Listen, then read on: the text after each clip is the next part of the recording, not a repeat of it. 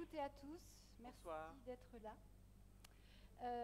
Nous saluons nos élus, les directrices et directeurs et les équipes de toutes les structures culturelles rémoises qui sont présentes avec nous ce soir, les artistes également qui nous font le plaisir d'être là. Bien sûr, on est heureux de vous retrouver. Et après toutes ces péripéties, on est aussi heureux de pouvoir retrouver nos activités de Centre dramatique national. Donc l'ouverture au public, bien sûr, vous, mais aussi les créations, les tournées, les 3 projets européens de recherche, de création, de formation, sans oublier le Festival Faroé, qui permettent à la comédie et plus largement à Reims de rayonner à un niveau européen et international. Dans cette maison d'artistes que nous sommes, et que nous souhaitons ouverte et partagée toujours plus avec vous, nous accueillons cette saison une nouvelle troupe de jeunes actrices et de jeunes acteurs, 4 nouveaux artistes associés. Donc, les artistes associés, c'est des artistes qui sont présents sur 3 ou 4 ans, donc vous allez retrouver régulièrement comme ça pendant plusieurs années. Ces artistes associés sont David Gesselson, qui est comédien, auteur et metteur en scène, Noémie Sikova, autrice et metteuse en scène, Bénédicte Cherouti, qui est comédienne, que vous avez pu voir dans Girls and Boys la saison dernière, Annie Zemburger, qui est comédienne, qui écrit, qui met en scène également. Et puis toujours Christophe Honoré, qui est réalisateur, mais aussi auteur, dramaturge, metteur en scène. Et Pierre Nouvel, qui est vidéaste et scénographe. Et puis la compagnie des Hommes Approximatifs, qui est dirigée par Caroline Guéla Nguyen. On accueille 5 artistes résidents cette saison. Donc les artistes résidents, pour distinguer les deux, c'est des artistes qui sont cette saison dans la maison, qui répètent ici, qui souvent font leur première ici, et qui sont les artistes qui vont pouvoir vous ouvrir aussi les répétitions, puisqu'ils sont vraiment en répétition plusieurs fois dans la saison dans la maison. Donc ces artistes vous ouvriront des différentes étapes de leur création. La particularité cette saison, c'est qu'on a 2 étapes de création qui vous invitent à découvrir la primeur du travail, puisque ce sont des premières répétitions et que vous découvrirez les spectacles seulement la saison d'après, donc en 2023-2024. Ces 2 étapes de création, parce que je ne vais pas présenter les spectacles, puisque c'est vraiment juste des ouvertures de répétition.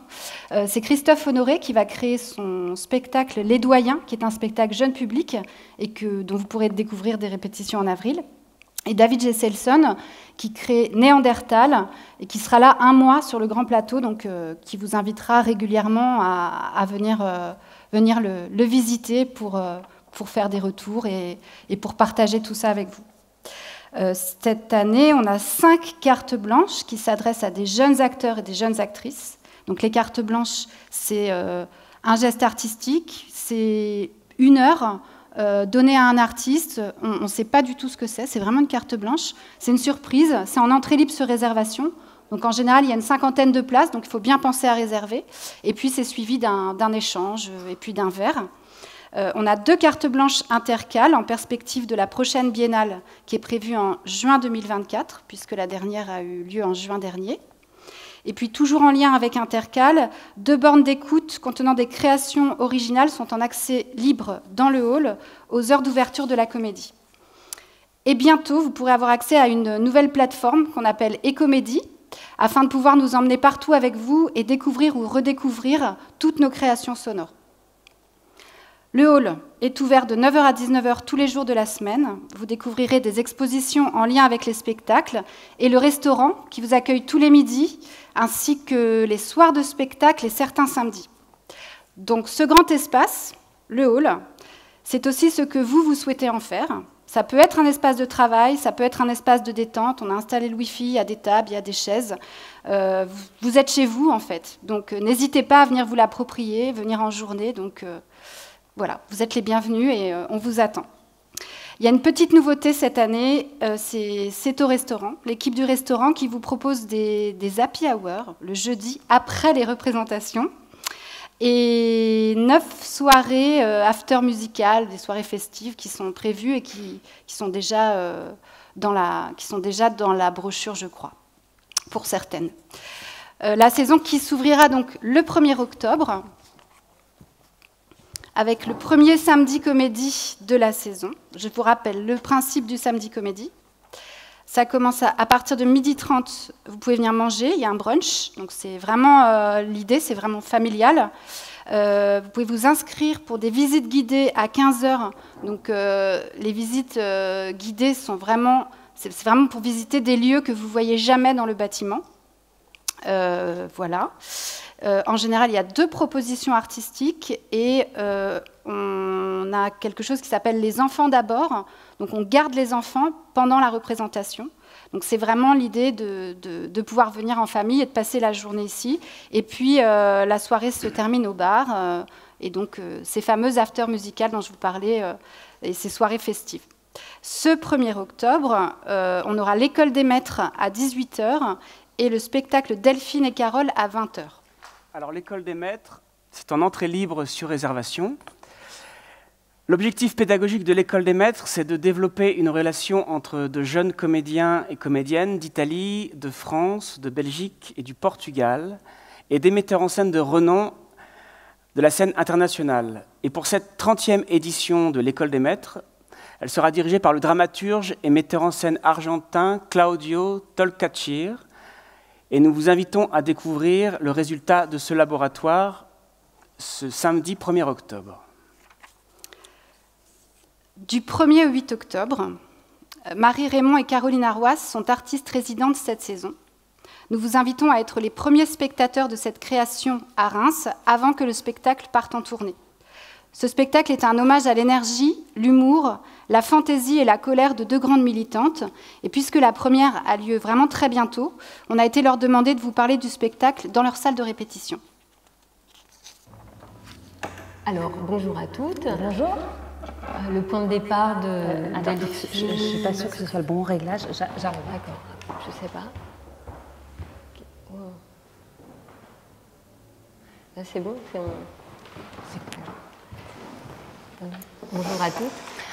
Le point de départ donc, de Delphine et Carole, c'est d'abord un documentaire, en fait. C'est la vision d'un documentaire qui s'appelle d'ailleurs Delphine et Carole Insoumises, et qui est passé sur Arte il y a quelques temps, je ne sais pas si d'aucuns l'ont vu, qui raconte la rencontre entre Delphine Seyrig, Carole Roussopoulos, leur histoire d'amitié autour de l'utilisation de la vidéo, qui leur a donné une sorte de liberté pour exprimer ce qu'elles avaient envie d'exprimer. Créatrice, ouais. Et ce documentaire m'a bouleversée, donc pour moi ça a été évident qu'il fallait en faire quelque chose. Et on se connaît très très bien avec Caroline. Ah, moi aussi j'ai vu ce documentaire, il y a une énergie comme ça communicative. Et voilà, on avait envie de raconter donc on est en 74. On est en 74, voilà. Donc Carole achète la 2e porte-à-pack, juste après Jean-Luc, la 2e vendue en France. Et elle donne des cours pour des femmes. Et Delphine s'est inscrite Et elle ne savait pas du tout comment marchait la vidéo. Mais elle a tout appris sur le tas, pas de mode d'emploi. Il fallait inventer, il n'y avait pas de mode d'emploi avec le montage, la colle de fixation. Il fallait trouver la bonne colle. Enfin, voilà. Delphine arrive en retard au premier cours. Jean-Luc leur a demandé des conseils. En plus, Carole ne savait même pas qui c'était Delphine. Donc ça c'est comment... Je me demande, parce que comme on dit Delphine Seyrig, Carole Rousseau, parce que Delphine Seyrig, je pense qu'on sait plus ou moins, et encore peut-être pas tout le monde, mais Carole Roussopoulos, est-ce qu'il ne faut pas faire un petit point Petit point Carole Roussopoulos. Alors c'était une pionnière de la vidéo, une féministe qui a compris très vite l'utilisation transgressive de cet outil et qui a donné des cours. Delphine Seyrig s'est inscrite à un de ces cours, c'est comme ça qu'elles se sont rencontrées. Delphine, c'était une militante féministe qui, elle aussi, avait... Alors, j'aime pas tellement qu'on... Non, parce qu'on me dit toujours, est-ce que vous êtes toujours aussi militante? J'aime pas qu'on dise ça, en fait. J'aime pas tellement, parce que les militants sont, je crois, des gens qui abandonnent la façon de vivre qu'ils avaient, même leur gagne-pain, et qui se donnent entièrement à l'évolution d'une cause. Et je ne pense... D'ailleurs, il faudrait que j'apprenne ce texte. Et moi, ce n'est pas mon cas du tout. Enfin, je veux dire, moi, je suis comédienne. Mais c'est vrai que le féminisme est quelque chose que je respire et qui donc fait partie de ma vie. Et que j'en ai très besoin de ce féminisme. Oui, ben, tu chercheras encore la voix, la précision donc dans les mots que tu reprends. On va être prêts et on se réjouit beaucoup de venir vous retrouver à la Comédie de Reims. C'est le 1er octobre. Voilà. Et oui, voilà. C'est là que tout a commencé d'ailleurs. Les répétitions ont commencé là. À très très bientôt et au plaisir. Féminitante. Tu veux éteindre la caméra? Ouais. On reprend là, du coup. Oui. C'est vrai qu'on dit toujours, est-ce que vous êtes toujours aussi militant?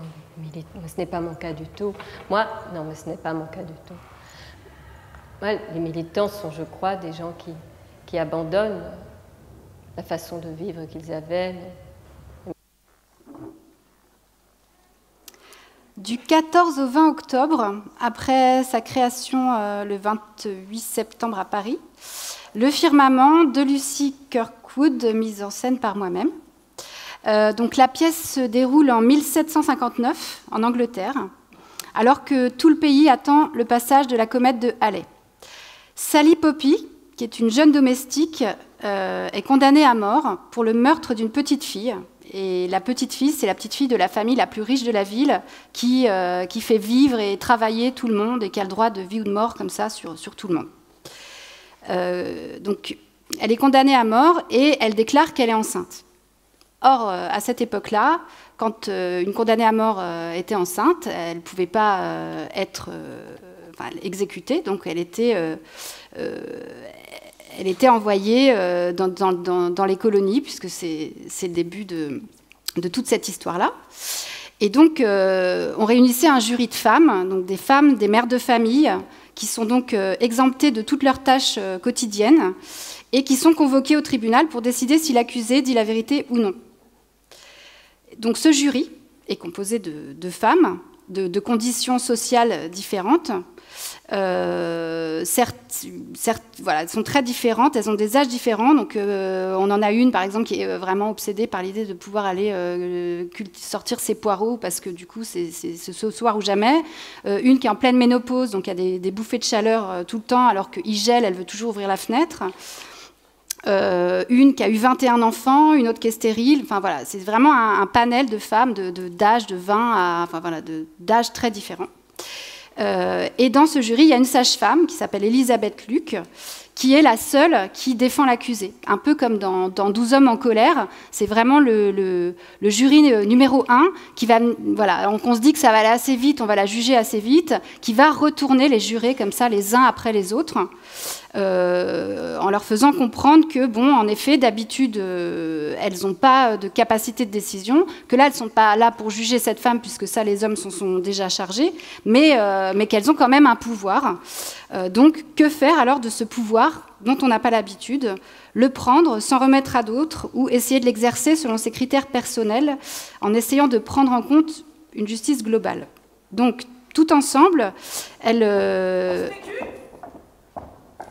On en a une de théorie, nous. Le juge dit que ça pouvait pas être un accident, pas vrai? À cause de la force employée, tu vois. Mais et si, parce que t'as entendu parler de cette comète que monsieur Halley a prédit. En effet. Bon, alors tu sais que c'est rien qu'un putain de gros caillou, pas vrai? Qui vole dans le ciel. Qui vole dans le ciel, exactement. Et nous tous, on attend de le voir passer, mais... Et si c'était déjà passé? La nuit où Alice Wax est morte et qu'on l'avait ratée. Alors quoi? Alors tu vois pas? Bon, alors elle va plutôt vite, hein. Et imagine, elle vole au-dessus d'Alice Wax qui fait une petite promenade de minuit et... Il y a un bout qui tombe. Un bout énorme. Et maintenant ça tombe. Des centaines de kilomètres que ça fonce vers la Terre en prenant de la vitesse. Et de la force. En prenant de la vitesse et de la force de plus en plus rapide. Et quand ça tombe enfin, il y a quoi entre la comète et la Terre? La petite Alice Wax. La pauvre petite tête de la petite Alice Wax. C'est une suggestion très frappante, hein. Merci. Mais c'est pas qu'un peu improbable, vous ne croyez pas? Dire qu'une chose est improbable, ça fait pas qu'elle serait impossible. C'est vrai. L'époux de Mary Middleton a la queue en forme de point d'interrogation et pourtant ils ont 5 enfants. Quoi? Rien, ma cocotte, mange ton pain. Je peux poser une question? Oui, chérie. Je trouve que c'est une proposition très intéressante, mais vous expliquez comment que Sally a été retrouvée avec un marteau au milieu de la nuit? Et elle accrochait... Elle accrochait peut-être une image. Et comment Alice a fini dans 2 sacs? C'est très facile de mettre une idée en pierre. On essayait juste d'avoir une pensée charitable pour la malheureuse. Bah, vous êtes de gentilles filles et c'était un plan tout à fait bien pensé, merci.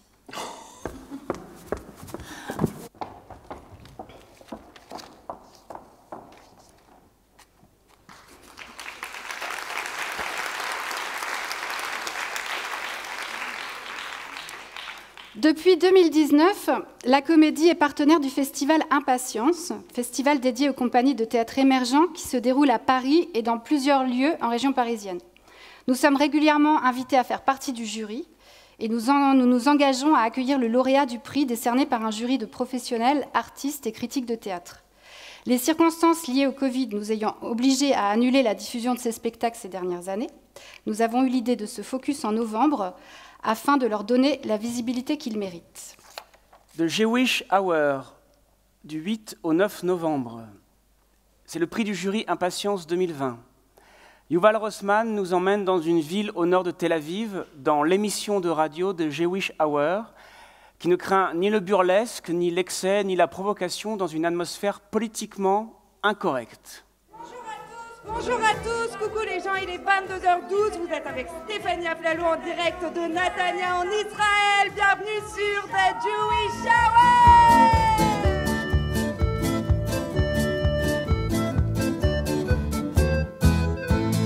Shabbat Shalom, Shabbat Shalom, Shabbat, Shabbat, Shabbat, Shabbat, Shalom.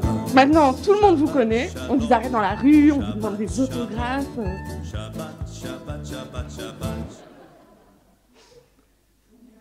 On vous arrête dans la rue, on vous demande des autographes. Shabbat Shalom, Shabbat, Shabbat, Shabbat, Shabbat, Shalom.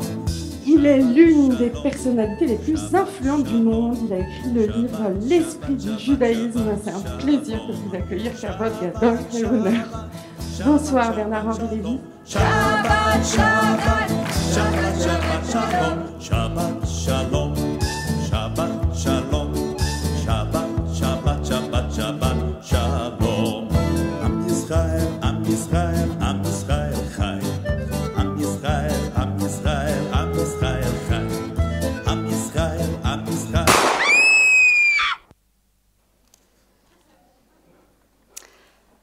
Prix du jury Impatience 2019, les femmes de Barbe Bleue du 9 au 10 novembre. Et alors le 9, vous pouvez enchaîner Jewish Hour et les femmes de Barbe Bleue dans la même soirée. Lisa Guez est dramaturge et metteuse en scène. On la retrouve cette saison après le spectacle La tendresse de Julie Berès, créé la saison dernière à la Comédie et auquel elle a collaboré à l'écriture. Sur scène, pleine de désir et de vie, les fantômes des femmes de Barbe Bleue nous racontent comment elles ont été séduites, comment elles ont été piégées, comment elles n'ont pas pu s'enfuir. Ensemble, avec humour et détermination, elles s'entraident et se soutiennent pour trouver des espaces de résistance.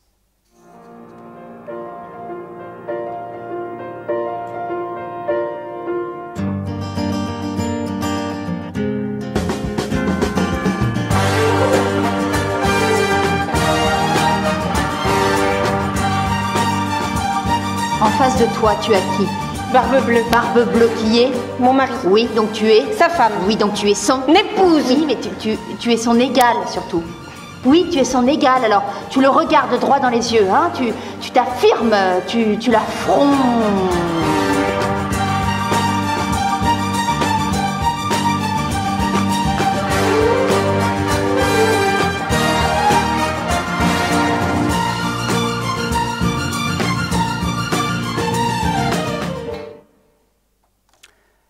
Dernier spectacle du Focus du théâtre émergent, Bande, du 22 au 24 novembre. Il faut juste sauter une page et vous reviendrez ensuite en arrière sur le programme.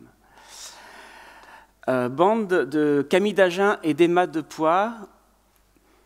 Nous avons découvert le travail de cette compagnie Animal Architect au Festival Impatience en 2019.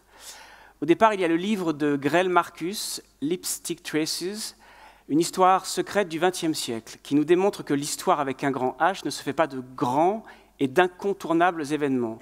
Bande, c'est l'histoire de cette contre-culture qui se fait croiser la Commune de Paris avec le dernier concert des Sex Pistols, en passant par Le joli mois de mai de Chris Marker, jusqu'à l'émission Bain de minuit, où Thierry Ardisson fait se retrouver Jean-Luc Godard et Anna Karina. En fait, c'est le théâtre d'une génération, d'une bande qui est née dans les années 90. Vous dites que vous ne voulez pas que tout cela ait quoi que ce soit à voir avec le rock. Why do you dislike rock and roll so much? Pourquoi cette haine du rock?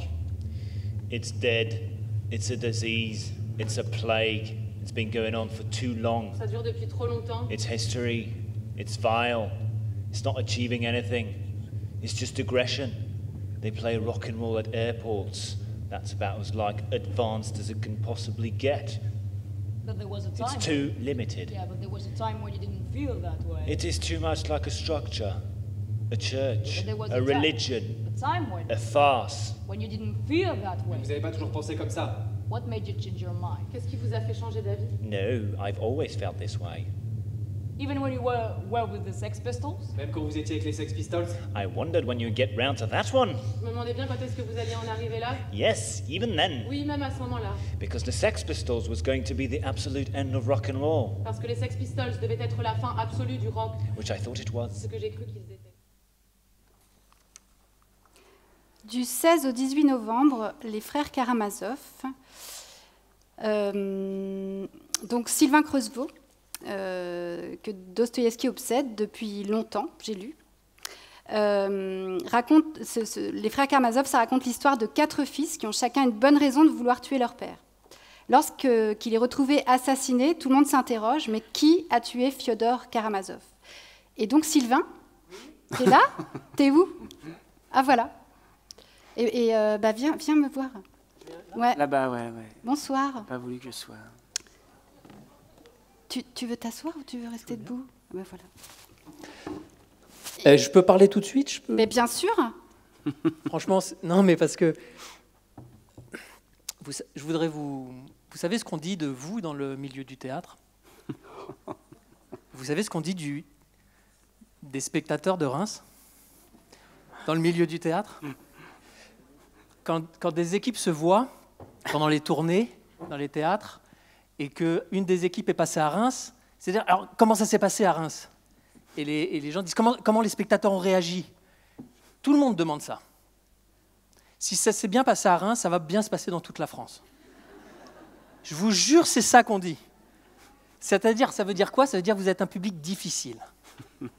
Difficile à satisfaire. Donc franchement, venez voir les frères Karamazov.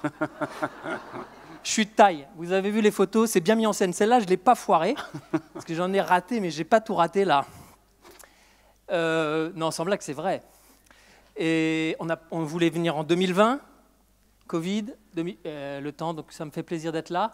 On devait faire les démons et les Karamazov, et on viendra faire simplement les Karamazov. Et les Karamazov, c'est un roman, vous l'avez lu? Alors, est-ce que vous connaissez les Karamazov?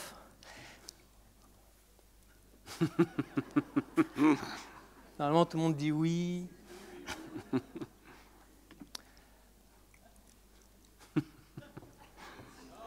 Ouais. C'est important, les frères Karamazov. Donc, je ne sais pas combien de temps il vous reste à vivre. Mais si dans l'été prochain... Enfin, voilà. Enfin, en même temps, vous pouvez venir voir la pièce. Bah, c'est ça, ils vont venir voir le spectacle. Voilà, comme ça, c'est beaucoup plus simple après pour rentrer. Donc, c'est une chance si vous ne l'avez pas lu. Comme ça, après, vous pouvez le lire. Si vous l'avez lu, vous pouvez venir voir ce qu'on en a fait, l'adaptation. C'est le dernier roman de Dostoïevski. C'est très important. Son père, à Dostoïevski, a été assassiné dans la vie.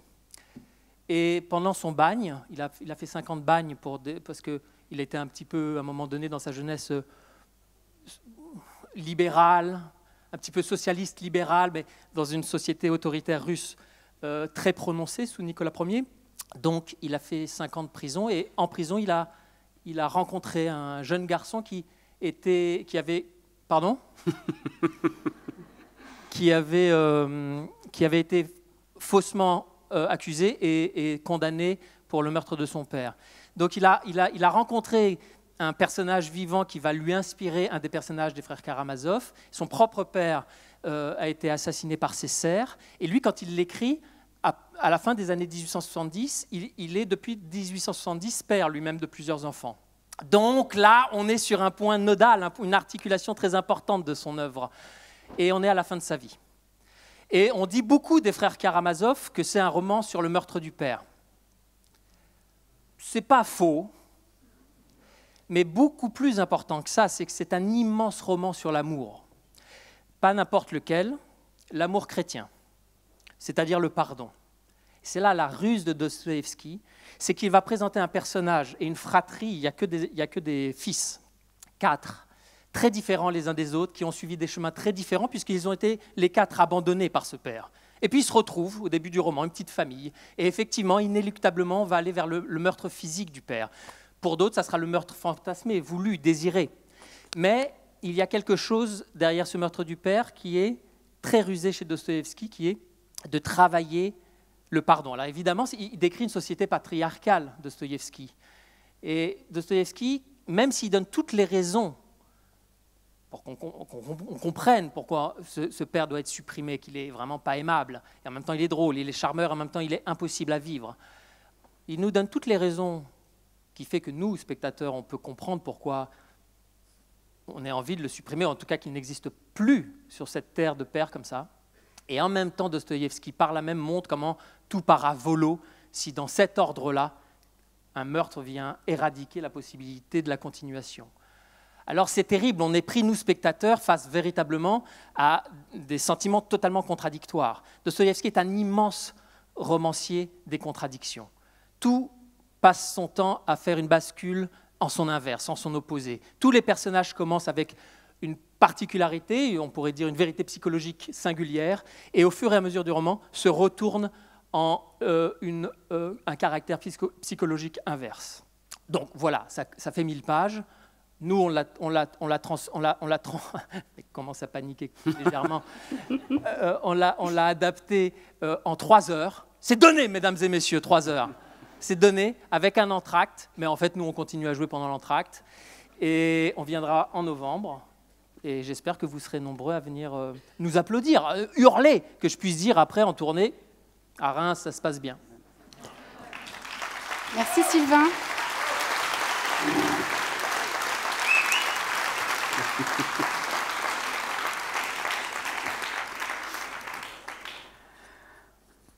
Comment enchaîner après ça? Alors, le 26 novembre, soirée spéciale, on vous invite durant toute une soirée à venir écouter la langue et la poésie de Molière dont on fête cette année le 400e anniversaire. Alors pour cet événement, on se retrouvera tous sur ce grand plateau autour d'un buffet et d'un verre offert, et nous serons tous entourés de nos artistes associés, des acteurs et des actrices de la jeune troupe, de la classe de la comédie, ils l'apprennent ce soir, et du Conservatoire de Reims qui nous accompagnera tout au long de la soirée avec de la musique baroque, pour une soirée que l'on veut avant tout conviviale et festive. Et la soirée sera précédée de la projection du film d'Ariane Mouchkine, Molière, à 15h dans la petite salle. Donc fin novembre, début décembre, après ce gros mois de novembre, David Gesselson, dont je vous ai parlé tout à l'heure, qui sera artiste associé ces 3 prochaines années. Donc vous avez pu découvrir le travail peut-être la saison dernière avec Dorine, en tant qu'acteur, auteur et metteur en scène, ou même précédemment avec Le silence et la peur, dans le cadre de Far Away 2020, sera présent cette saison en tant que comédien dans Le cœur des amants, écrit et mis en scène par Thiago Rodriguez, qui est nouveau directeur du Festival d'Avignon. Et c'est David Gesselson qui vous en parle. Bonsoir à toutes et à tous, je m'appelle David Gesselson, je dirige la compagnie Lieu-dit. Je ne peux malheureusement pas être avec vous ce soir parce que je joue à Lyon, un spectacle de Thiago Rodriguez qui s'appelle La Cerisay, un texte d'Anton Tchekhov. Et voilà, quelques mots juste pour vous présenter Cœur des amants, un projet de Thiago Rodriguez qu'il a écrit et mis en scène, dans lequel je joue avec Alma Palacios. On interprète un couple d'amants, d'amoureux, qui se réveille un matin et l'un des 2 membres du couple ne parvient plus à respirer. Et il faut sauver cette femme qui va probablement mourir. Et c'est l'histoire de ce couple qui réussit à survivre à une catastrophe. Et une fois qu'ils se remettent de la catastrophe, qu'est-ce qui se passe? Comment est-ce qu'on survit à une catastrophe quand on vit une intimité amoureuse avec quelqu'un? Est-ce que c'est possible? Et qu'est-ce qui se construit après? Voilà, ça sera un spectacle qui va se jouer en novembre-décembre. C'est un chœur, ça dure 3/4 d'heure. C'est une forme très courte, très ramassée, très épique, et en même temps c'est un théâtre du quotidien, c'est un spectacle qui parle aux tripes, je crois, j'ai l'impression, qu'il y a un grand bonheur à jouer, qu'on sera très heureux de partager avec vous. À la suite de ça, la compagnie Lieu-dit que je dirige, qui va être associée à la Comédie de Reims pendant les années à venir, viendra répéter au mois d'avril son prochain projet, notre prochain projet, qui s'appelle Néandertal, qui est un spectacle qu'on va créer à la fin de la saison et qui sera présenté à Reims l'année prochaine à la Comédie. Et vous serez invités à venir, si vous en avez envie, pousser la porte du théâtre et assister à certaines soirées de répétition. On va ouvrir ça, on aime bien voilà, inviter les gens chez qui on est, vous nous invitez à Reims, alors on va vous inviter voir les répétitions de ce projet, voir un peu comment ce théâtre se fabrique et échanger avec vous. Et voilà, j'espère vous revoir très bientôt et je vous souhaite une très belle soirée. Dyslex, un spectacle à partir de 12 ans. Partis de leur propre expérience, Isabelle Renayette et Martin Stas-Paulet inventent une galerie de personnages pour interroger avec sensibilité et humour la difficulté des dyslexiques à vivre dans un monde où l'écriture ou la lecture est signe d'intelligence et de valeur. La dyslexique, c'est un peu comme la mer. Ça fait la vague. Des fois, tu comprends tout très vite, et des fois, tu comprends tout, mais pas très vite.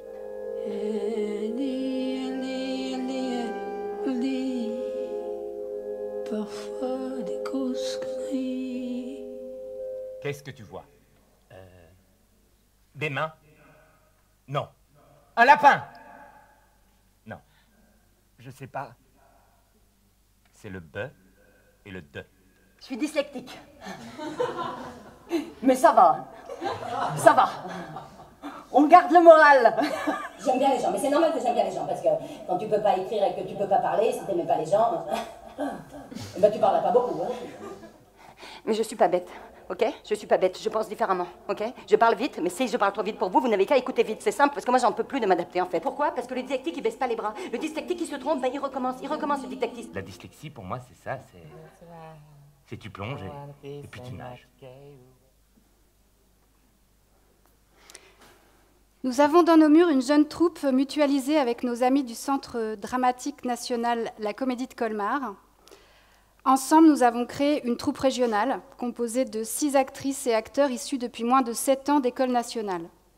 3 d'entre elles sont avec nous ce soir. Elles vivent à Reims depuis le mois de mars et partagent notre quotidien jusqu'en juin prochain. Vous les avez aperçues tout à l'heure puisqu'elles jouent également dans le Firmament. Nous leur avons confié cette saison la création d'un spectacle dédié à l'itinérance afin qu'elles viennent vous rencontrer un peu partout sur le territoire. La comédie itinérante, c'est 3 spectacles par saison pour aller à la rencontre des publics dans les territoires ruraux de 30 minutes à 2 heures autour de Reims. Les créations artistiques sont adaptées techniquement pour jouer dans des lieux non équipés. Créer la rencontre entre habitants, artistes et équipes du CDN, c'est l'objectif de ces itinérances.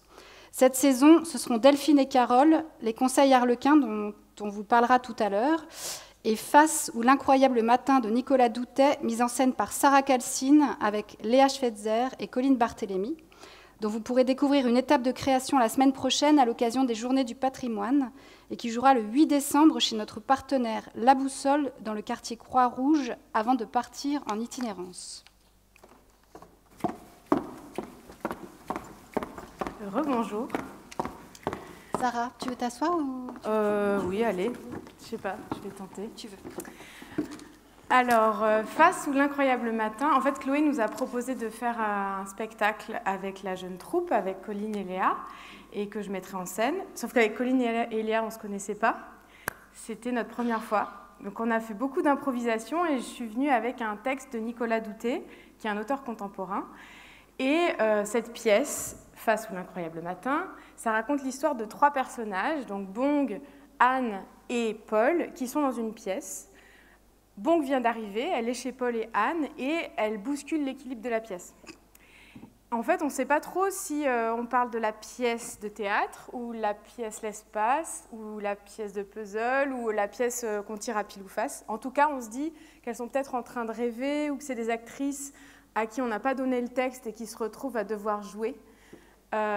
C'est un peu une recherche inquiétante et en même temps très joyeuse autour d'une cohabitation entre ces 3 présences et avec le public, puisque l'idée c'est qu'on est en immersion, c'est-à-dire que le public est autour de nous, et puis on va essayer de faire un repas avec ces gens, et donc autour de Reims, dans les campagnes, dans les salles des fêtes autour de Reims.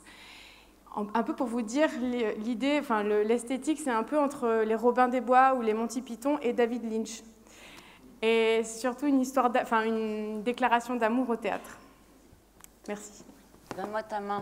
Et prends la mienne. Je sais pas ce que c'est. Bah, je connais que ça. Moi aussi. Hé, qu'est-ce que tu fais? Mais c'est pour vérifier. Vérifier quoi? À vérifier. Pourquoi tu vérifies? Tu vas me faire mal? Non. Si tu vas me faire mal? Oui. Oui, tu l'as dit. Oui, mais c'est pour vérifier. Mais vérifier quoi? Mais vérifier. Bon, allez. On fait en même temps. Oui, bah alors attends. Bah, on... Aouh! Non, mais t'as triché. Oui, mais c'est parce qu'en même temps, il faut que tu sois un peu... T'as triché. Fais attention à toi. Aouh! T'as fini de frapper, oui? Mais oui, mais c'est pour vérifier. Mais pourquoi c'est moi qui sers de tête? Ah, tu m'en bouches un coin. Allez, pince-moi. Avec plaisir. Aouh!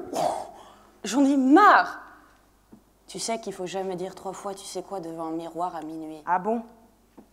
Aouh! Mais... Ah non, mais là... Bah quoi, tu joues? Bah oui, je joue. Mais j'ai rien fait. J'en ai marre, j'ai rien fait. Attends, il faut que j'explique parce que j'ai rien fait. Elle a fait aïe, aouh! Attends! Mais il faut faire pour de vrai, sinon on va pas comprendre. Alors on fait pour de vrai, mais à 3 et en même temps. 1, 2, 3! Non mais tu me joues une histoire. Et toi tu me joues un tour. Non mais je rêve ou quoi? On peut y aller?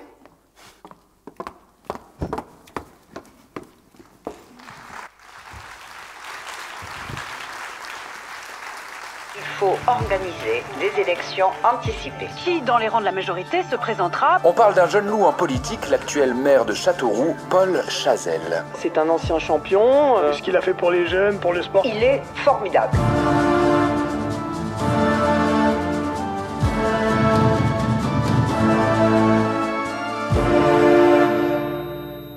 Merde!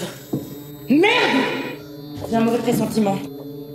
Ce malaise tout à l'heure, ça n'est pas le premier. Je vous ai réunis car je suis inquiète pour Paul.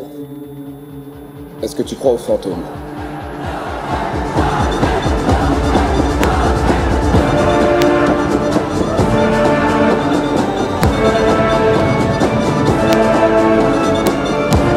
Retrouver notre esprit de conquête pour bâtir une France nouvelle. Une France à la hauteur de son histoire. Alors, j'ai le plaisir d'accueillir Julie Bertin et Jade Herbulot, c'est-à-dire le Birgit Ensemble. Voilà. Bonsoir. Les metteuses en scène de ce spectacle.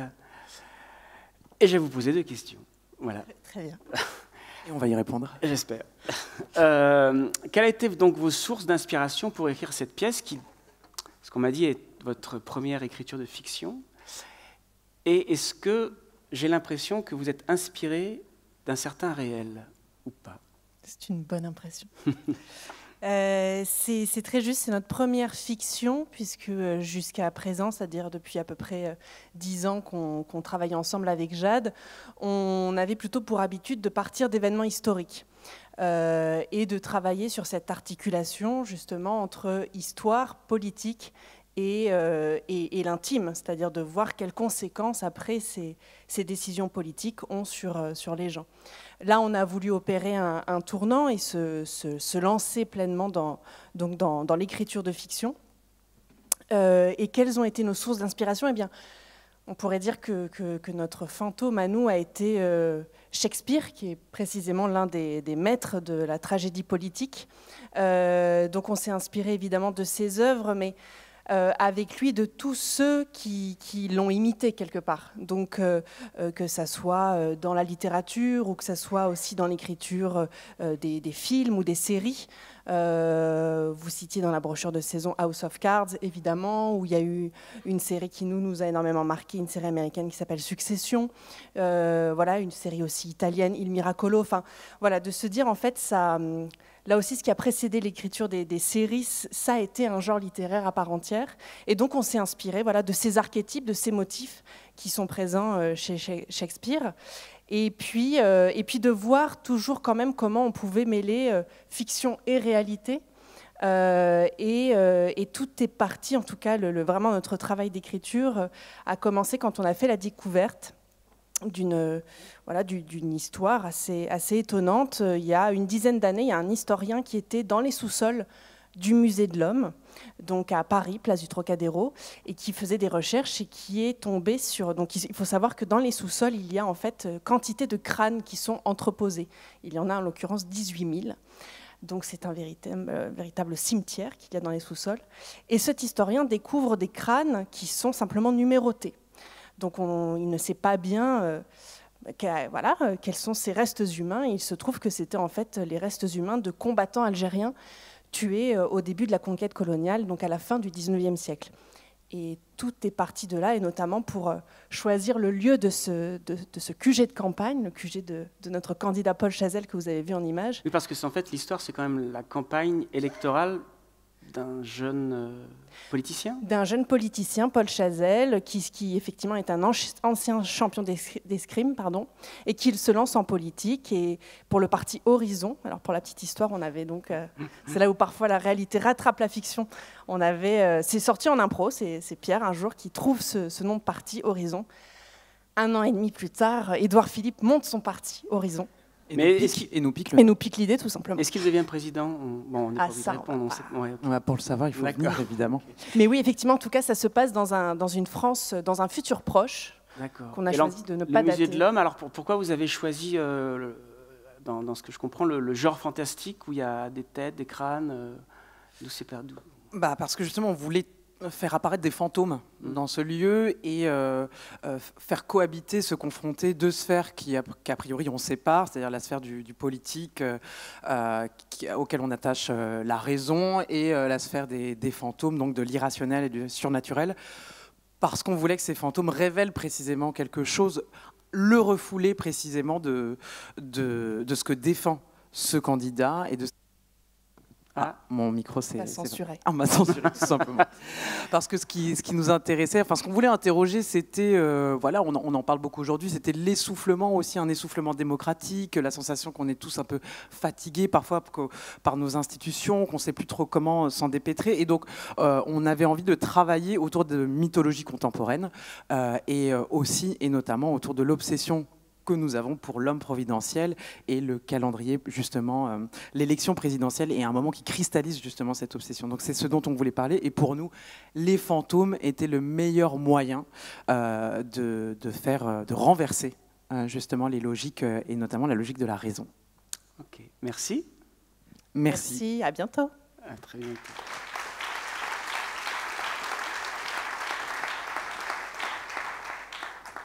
Il y a 2 ans, j'étais dans un train, je revenais d'un rendez-vous de production de mon dernier spectacle. Je regardais par la fenêtre et ton visage a surgi. Et ça m'a donné envie de faire un spectacle qui serait sur toi, qui serait une manière de te faire revivre un petit peu.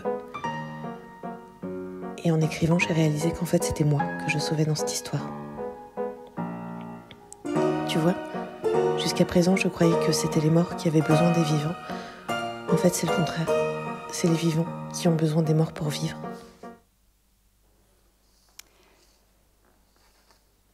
Noémie Sikova sera donc artiste associée à la Comédie ces 3 prochaines années.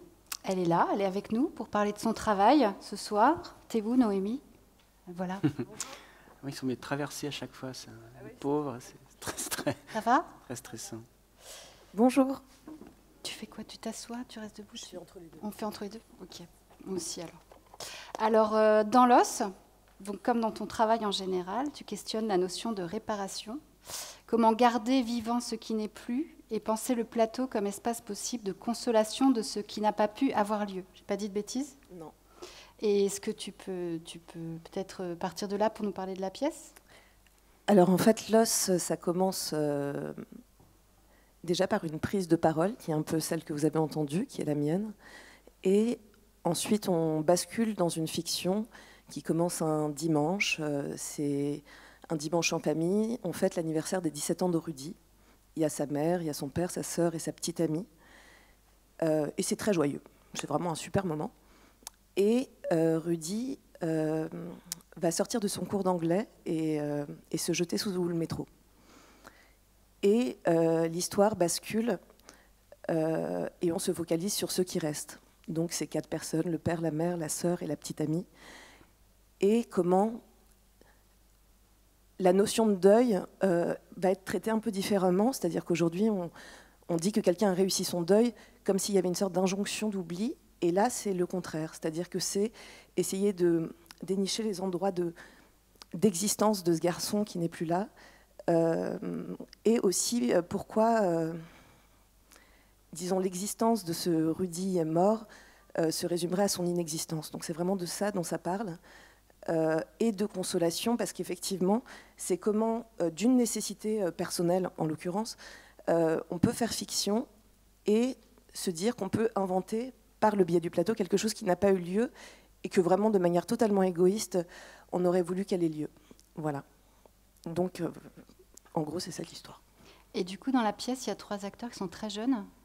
Il y avait une nécessité en tout cas un désir de corps qui soit pas, de corps et de gestuels qui soient pas, disons, psychologisés, ou je sais pas comment on peut dire ça autrement. Et donc, on a vraiment eu cette volonté dans ma manière de travailler avec les comédiens, se pose vraiment la question où je demande vraiment aux comédiens d'enlever les acteurs qui sont. En fait, ça m'intéresse.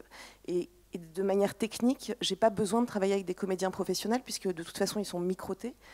Et que ce qui m'intéresse, c'est ce que je perçois, en tout cas des personnes. Et dans mon écriture, je ne cesse de faire des allers-retours entre les personnes qui sont au plateau et ce que j'écris, de manière à ce qu'on arrive à quasiment une langue commune. Et donc là, effectivement, pour Los, c'est 3, il y a 2 comédiens, disons, adultes qui jouent les parents, et les 3 autres sont des comédiens dont c'est le premier spectacle qui avait lors de la création 17, 19 et 20 ans, qui maintenant, de fait, sont comédiens professionnels parce qu'ils sont intermittents, parce que le spectacle tourne et tout ça. Voilà, mais c'était vraiment nécessaire. Je comprends pas du tout l'idée de comédien professionnel. En tout cas, dans mon travail, c'est quelque chose qui se rencontre pas, qui percute pas.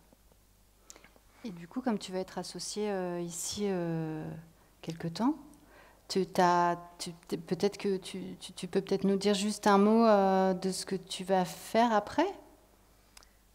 On a plusieurs projets, dont un qui me tient à cœur et que j'essaie de développer où je peux, qui s'appelle la cartographie sensible. C'est-à-dire, je suis assez fascinée par la mémoire des lieux où j'ai pu vivre des choses, et je me dis, mais quelle trace il reste de ce que j'ai vécu là, sur ce banc, dans ce parc, dans ce restaurant.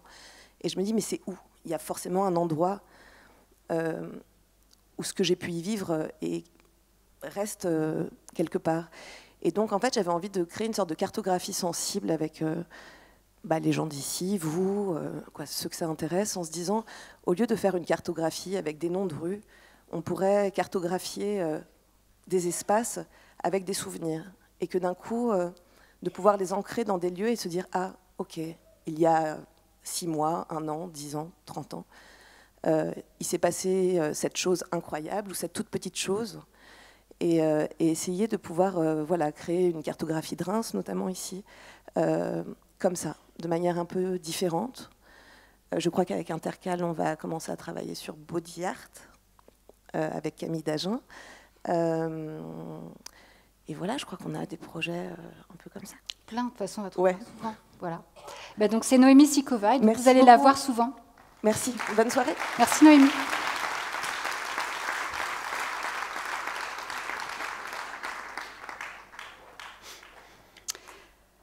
Pour la 4e édition de Faroé, Festival des Arts à Reims, nous mettons le cap sur l'Afrique de l'Ouest. Du Burkina Faso, de Côte d'Ivoire, du Bénin, du Nigeria, du Sénégal en passant par le Mali.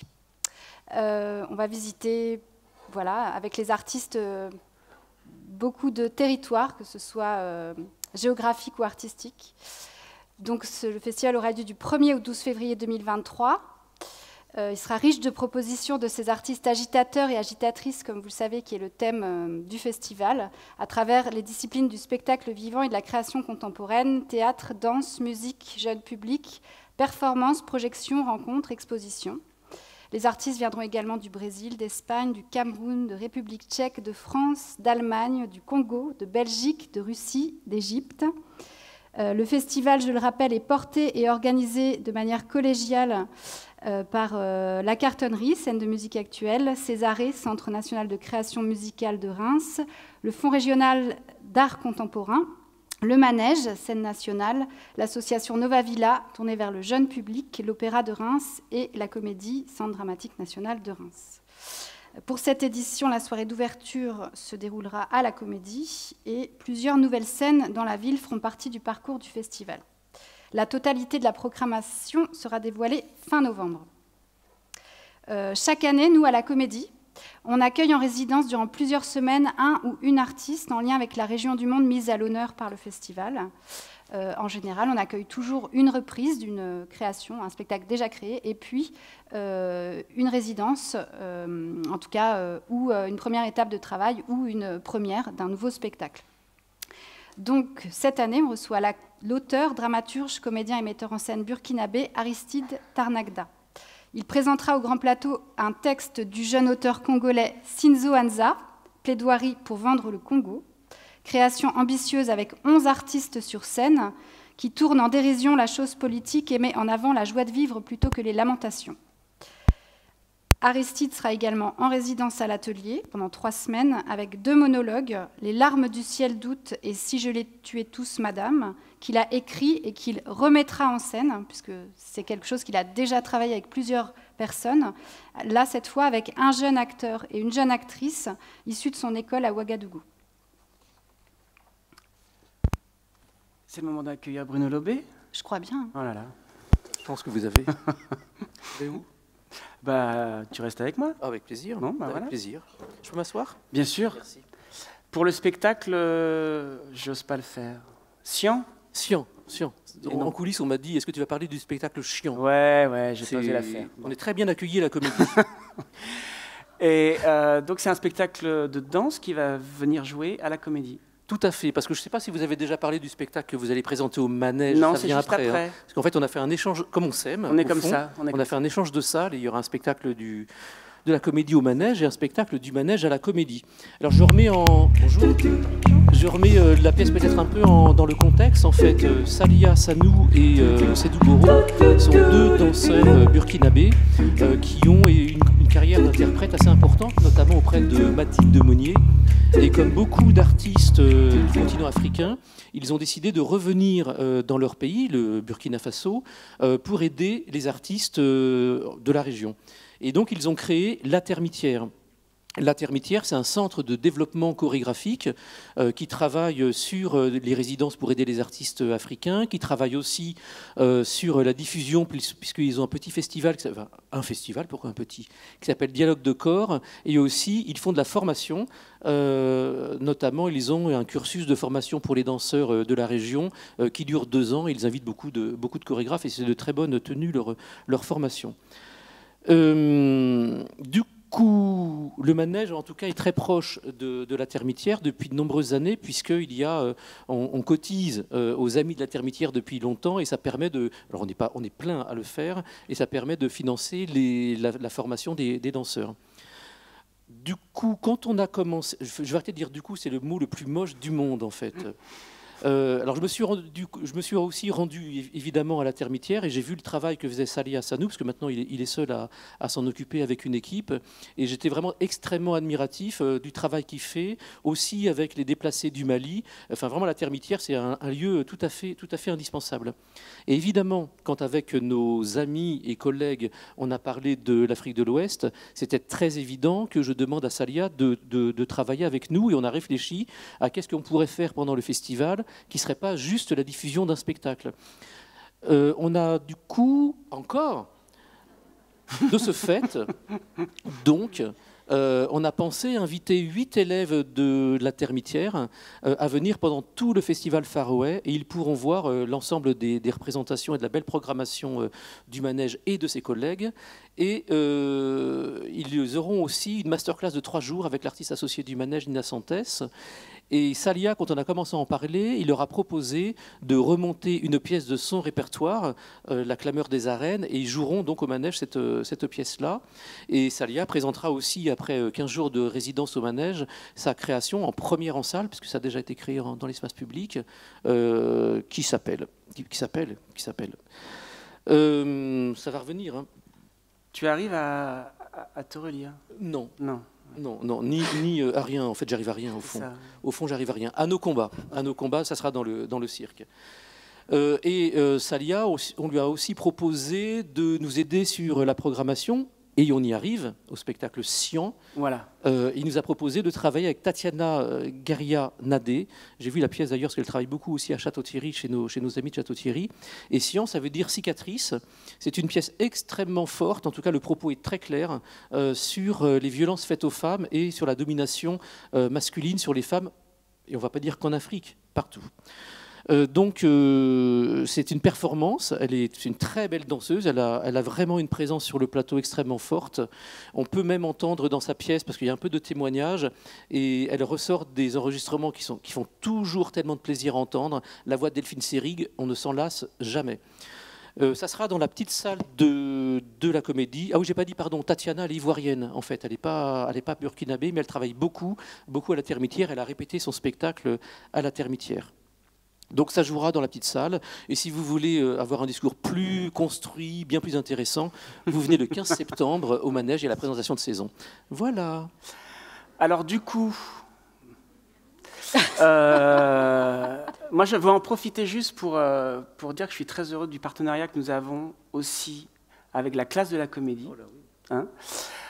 Cette année, ils ont la chance de travailler avec 2 artistes qui vont jouer au Manège cette année. Alors, ils vont travailler... Oui, vas-y. Tu as suffisamment parlé. Oui, c'est vrai. Ils vont travailler 3 semaines avec Régine Choupineau. Je ne sais pas si vous connaissez Régine Choupineau, mais c'est une danseuse, enfin une chorégraphe phare des années 80. Elle a tout appris à découfler. Et elle a accepté, par amitié pour Reims, à venir en effet faire une masterclass de 3 semaines. De 3 semaines. Ça veut dire que la Comédie propose quand même à ses étudiants de travailler 3 semaines sur le corps, et je trouve ça tout à fait exemplaire. On le voit très très peu. Et je ne dis pas ça pour les flatter, peu importe. J'espère qu'ils seront à l'auteur. Et voilà. Et du coup, Sébastien... Oui, bah oui, mais oui. Et Sébastien nous a aussi proposé de travailler sur le cabaret. Vous savez que le Manège est un haut lieu du cabaret, et donc il y aura un cabarettiste qui va travailler avec vos étudiants. Exactement, et ça, ils ne savent pas encore. T'es loin? Je sais. Bah ouais, c'est bizarre. Mais je serai là le 15. C'est genré. Tu veux que je vienne? Viens, je viens. Bah viens quand même, c'est bizarre. Qu'est-ce qu'elle a? Ah oui, elle était très loin. Bah, mais en fait, on a fini en fait. Ah bah désolé. On a fini. C'était court, mais c'est chouette. Et bah merci Bruno. Allez, à bientôt, je me sauve. Merci.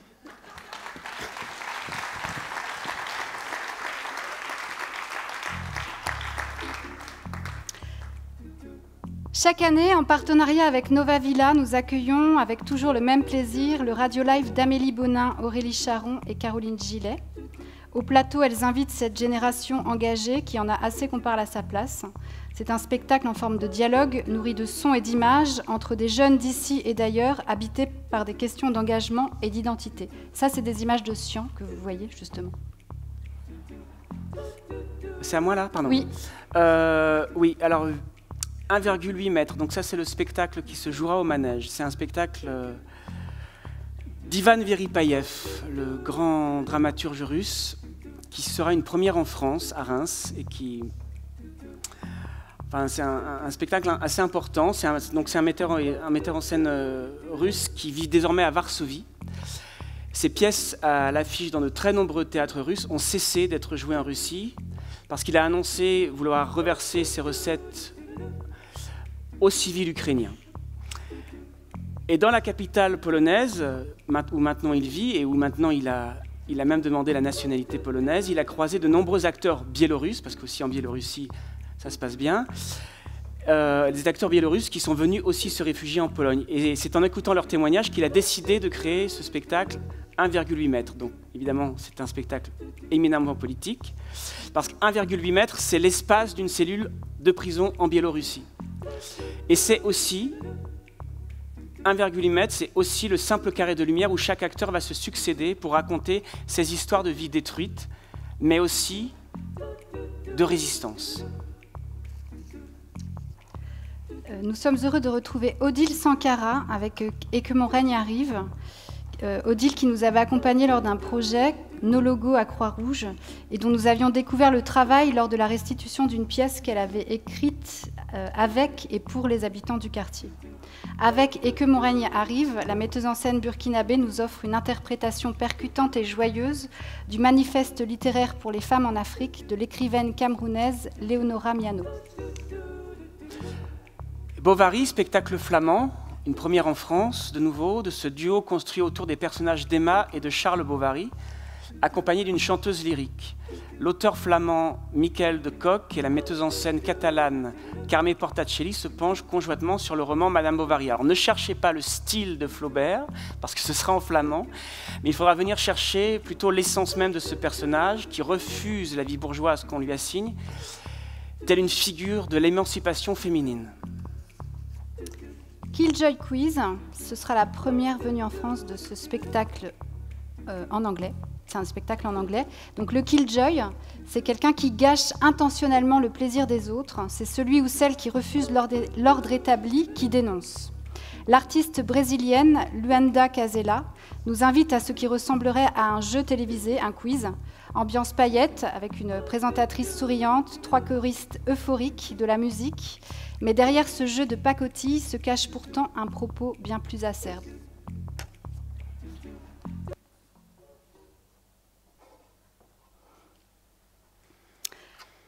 Grand Palais.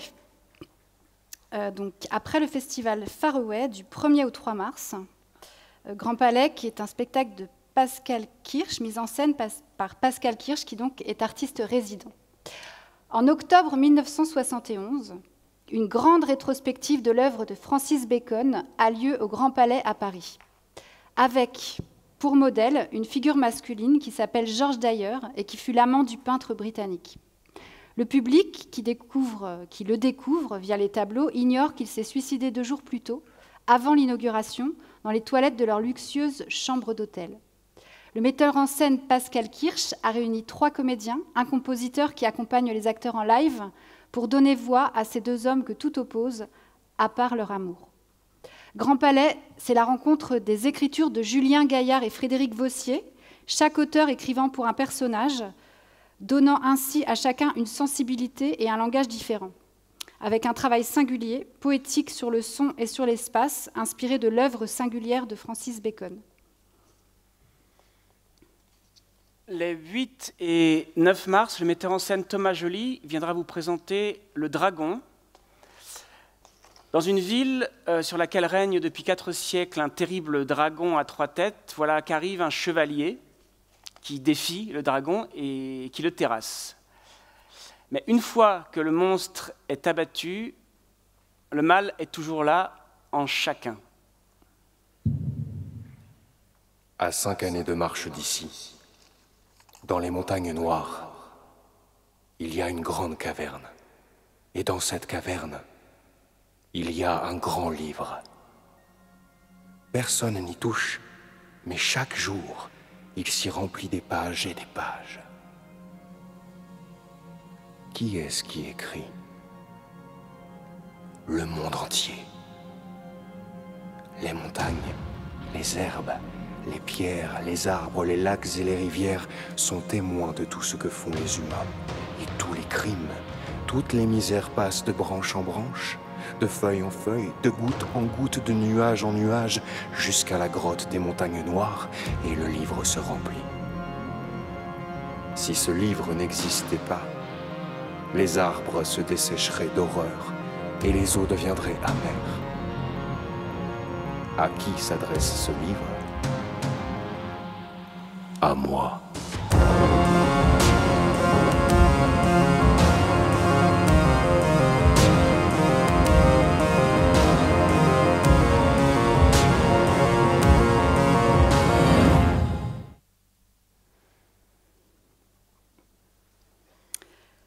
Le Caméléon, mise en scène par Anne-Lise Imburger, qui est donc artiste associée, et écrit et interprété par Elsa Agnès, qui sera artiste résidente cette saison. Tu traverses tout. Je traverse. Et voilà, on accueille Anne-Lise. Bonsoir. Bonsoir. Bonsoir Anne-Lise. Tu viens t'asseoir ou pas? Tu dis? Tu t'assois? Je m'assois pas, je ferai un petit peu les deux. Tu te fais applaudir, t'es connue ici? Non, mais j'ai su marcher comme il fallait, je me suis un peu arrêtée au centre et je pense que c'est ça qui a déclenché quelques applaudissements. Il paraît qu'avant, les acteurs, avant d'entrer en scène, ils faisaient comme ça et ça suscitait les claquements du public. C'était des petites astuces que les acteurs avaient pour se faire applaudir. Mais je constate que marcher lentement et s'arrêter au centre, ça a presque marché. Bon, allez. Je vais essayer après. Du coup, le caméléon. Nous, on se rappelle bien de la carte blanche d'Elsa, puisque ça fait suite à cette carte blanche qu'on a présentée en... C'était l'été dernier ou l'été d'avant? C'était celui, donc pas celui qui vient de s'écouler, mais celui d'avant. Et moi aussi, c'est encore très clair dans mon esprit. Et c'est vrai que les premières fondations du caméléon, ou ses premiers pas à ce petit animal, ils ont eu lieu à Reims. Et pour reprendre un peu ce que Sylvain Creusevaux racontait tout à l'heure, ce qui se dit dans le métier et qui est vrai, c'est qu'on craint un peu Reims. On l'aime aussi, et pas que pour son champagne, mais on le craint. Et ma foi, on va voir ce qui va se passer cette année, parce que c'était une première étape, mais j'étais très surprise de l'accueil en juillet. Je m'étais dit, mais il n'y aura pas un chat pour ce caméléon, c'est le moins qu'on puisse dire. Et en fait, si, il y a eu un très chouette accueil. Et là, voilà, on va transformer l'essai, comme on dit. C'est un texte donc qu'a écrit l'interprète disons, c'est Elsa Agnès, qui est actrice, qui s'est passée commande à elle-même. Et je ne crois pas me tromper en disant que ce qui, à mon avis, a suscité le désir chez elle d'enclencher la mise en écriture, c'est son premier texte. À mon avis, c'est vraiment pas du tout le dernier, ça ne fait que commencer. C'était, je pense, prouver, aussi en tant qu'actrice, qu'elle n'était pas là où on l'attendait, et qu'elle n'était pas ce qu'on croyait. Je pense que chacun se dit ça très fréquemment d'ailleurs, je ne suis pas ce que tu crois que je suis, et au fond, en écrivant ce texte, elle se l'est prouvé à elle-même, parce que c'est d'abord à soi qu'il faut le prouver, ou c'est soi-même qu'on cherche à surprendre, quoi. Et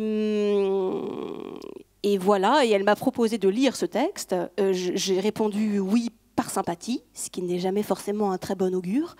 Et le fait est que j'ai compris pourquoi j'avais de la sympathie pour elle, j'ai compris ce sur quoi la sympathie... qu'est-ce qui fondait ma sympathie pour Elsa Agnès. Au fond, c'était en partie de l'admiration pour ce que je ne savais pas être une auteure derrière cette interprète. Voilà. Il y a un texte, c'est vraiment un texte qui est très précis et qui pourtant... parle de la pulsion, c'est-à-dire une chose qui n'a pas de forme. La pulsion, ça nous submerge, c'est comme une sorte de vague. Il n'y en a pas 36 000. Il y a la pulsion de mort, il y a la pulsion de vie. La pulsion de mort peut tout à fait se transformer en pulsion de vie et vice-versa. Et là, je te laisse même pas me poser la question qui est de quoi ça parle.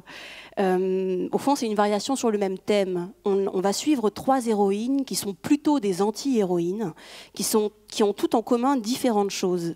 Grosso modo, leur âge, c'est toutes des jeunes filles, jeunes femmes, pas encore femmes, elles sont en mue, et toutes ont en commun de haïr, donc c'est vraiment la pulsion de la haine, de haïr leur lieu d'origine.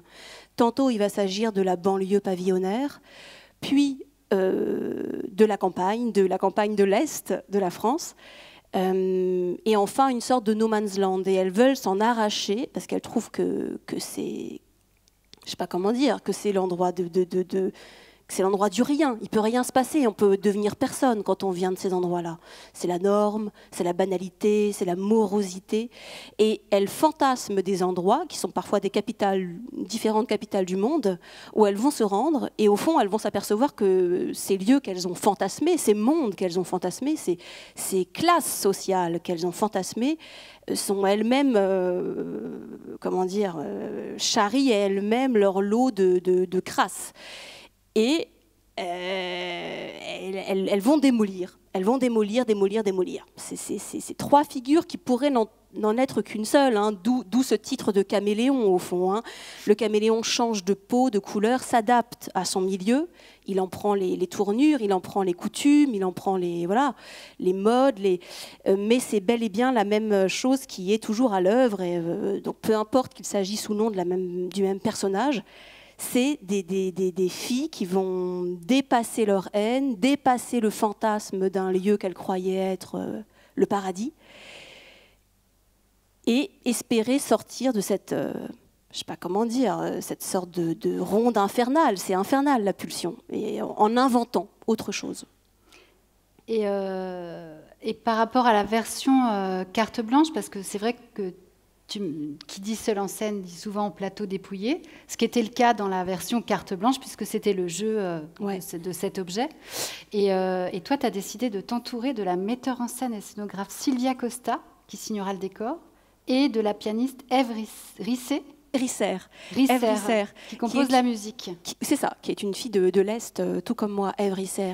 Et oui, c'est vrai qu'un texte, surtout un texte d'une telle, je ne sais pas comment dire, singularité, densité, se suffit à lui-même. Au fond, une actrice, un texte, un plateau, voilà, ça pourrait suffire.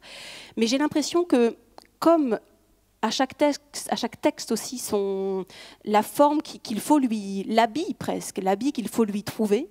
Et comme pour cette figure, il s'agit d'inventer quelque chose de nouveau pour sortir d'un vase clos et d'une chose qui tourne en rond, quoi. Eh bien, je me suis dit, entraîner avec moi Sylvia Costa, qui est une jeune grande metteur en scène italienne et qui pratique un théâtre où les espaces qu'elle crée, elle les crée pour qu'on puisse y voir des états de corps. Ça fait un peu concept dit comme ça, mais elle a vraiment la science des corps dans l'espace, Sylvia Costa. C'est pour ça que je l'ai convoquée comme scénographe uniquement. C'est la première fois qu'elle va faire le décor d'un spectacle dont elle n'est pas la metteur en scène. Et Ève Risser, qui est une formidable, je ne sais pas si vous la connaissez, parfois elle vient à Reims jouer des compositions. Elle joue, mais non pas du piano, mais du piano préparé. C'est-à-dire qu'elle prépare son piano, qu'il soit droit ou à queue.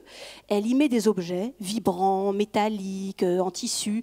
Ce qui fait que cet instrument, qui est quand même à une dimension assez orchestrale, un piano, on dit souvent que c'est un peu un orchestre à lui tout seul, et bien là, il a plus seulement ces sonorités un peu classiques qu'on lui connaît, ou jazz, j'entends, enfin, il a beaucoup de sonorités, mais là, il devient quasiment une sorte de, je sais pas, il peut produire des bruits en tout genre, voilà.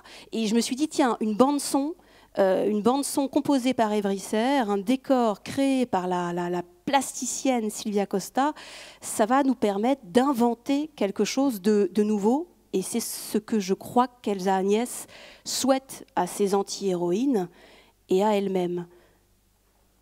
Voilà. Merci Anne-Lise. Merci, bravo. Oui, de toute façon, nous on est contents parce qu'en plus le spectacle il est créé ici, c'est la première en mars, c'est ça ? Ouais. Et après vous allez jouer un mois au Rond-Point. Et ensuite on joue au Rond-Point, absolument. Donc première à Reims, on verra de quoi ça augurera. Bonne soirée. Merci. Je précise juste que vous verrez Anne-Lise aussi à la Nuit des Molières, aux deux de Molière, à la Nuit des Molières, ça y est, je me prends pour... Avec plaisir. Mais bien sûr. Institut Ophélie du 23 au 25 mars. Alors depuis 2006, Nathalie Garot, la metteuse en scène, et Olivier Sacomano, l'auteur, développent un travail de troupe où chaque acteur déploie avec rage et générosité une grande énergie pour créer des spectacles engagés. Pour cette dernière création, ils se sont intéressés au personnage d'Ophélie qui apparaît dans la pièce Hamlet de Shakespeare, un personnage sombre qui sombre dans la folie jusqu'à en mourir. Au moment où je vous parle, le 8 juillet, on est en répétition de l'Institut Ophélie, ici au Théâtre des 13 Vents. Bon, vous voyez le décor derrière moi. Et je dois vous dire en 1 minute 30 de quoi il s'agit, ce qui est assez difficile à l'échelle d'une pièce dans son ensemble. Ce que je peux dire, c'est le point d'où on part, qui est un personnage de théâtre qui s'appelle Ophélie, dans la pièce de Shakespeare, Hamlet. C'est une jeune femme, belle, jeune, vierge, folle et morte. À partir de laquelle, personnage à partir duquel un certain nombre de peintres, de sculpteurs, de cinéastes, d'écrivains vont fabriquer une image, une certaine image de la femme. Et c'est à partir de cette image-là, au fond, de sa représentation et de ce qu'elle produit ou fabrique dans l'imaginaire collectif qu'on travaille. En l'occurrence, sur le plateau, il y a un personnage central qui est une femme qui n'est pas jeune, qui n'est pas morte, et dont on espère qu'elle n'est pas folle, mais en tout cas qui vit ou qui travaille, puisque c'est une femme artiste, avec cet imaginaire-là ou cette image-là, ou ce que cette image-là charrie dans l'imaginaire collectif, et qui va poser la question de savoir qu'est-ce que cette représentation de la femme engage dans un certain nombre de situations, qui sont des situations du monde réel, du monde concret.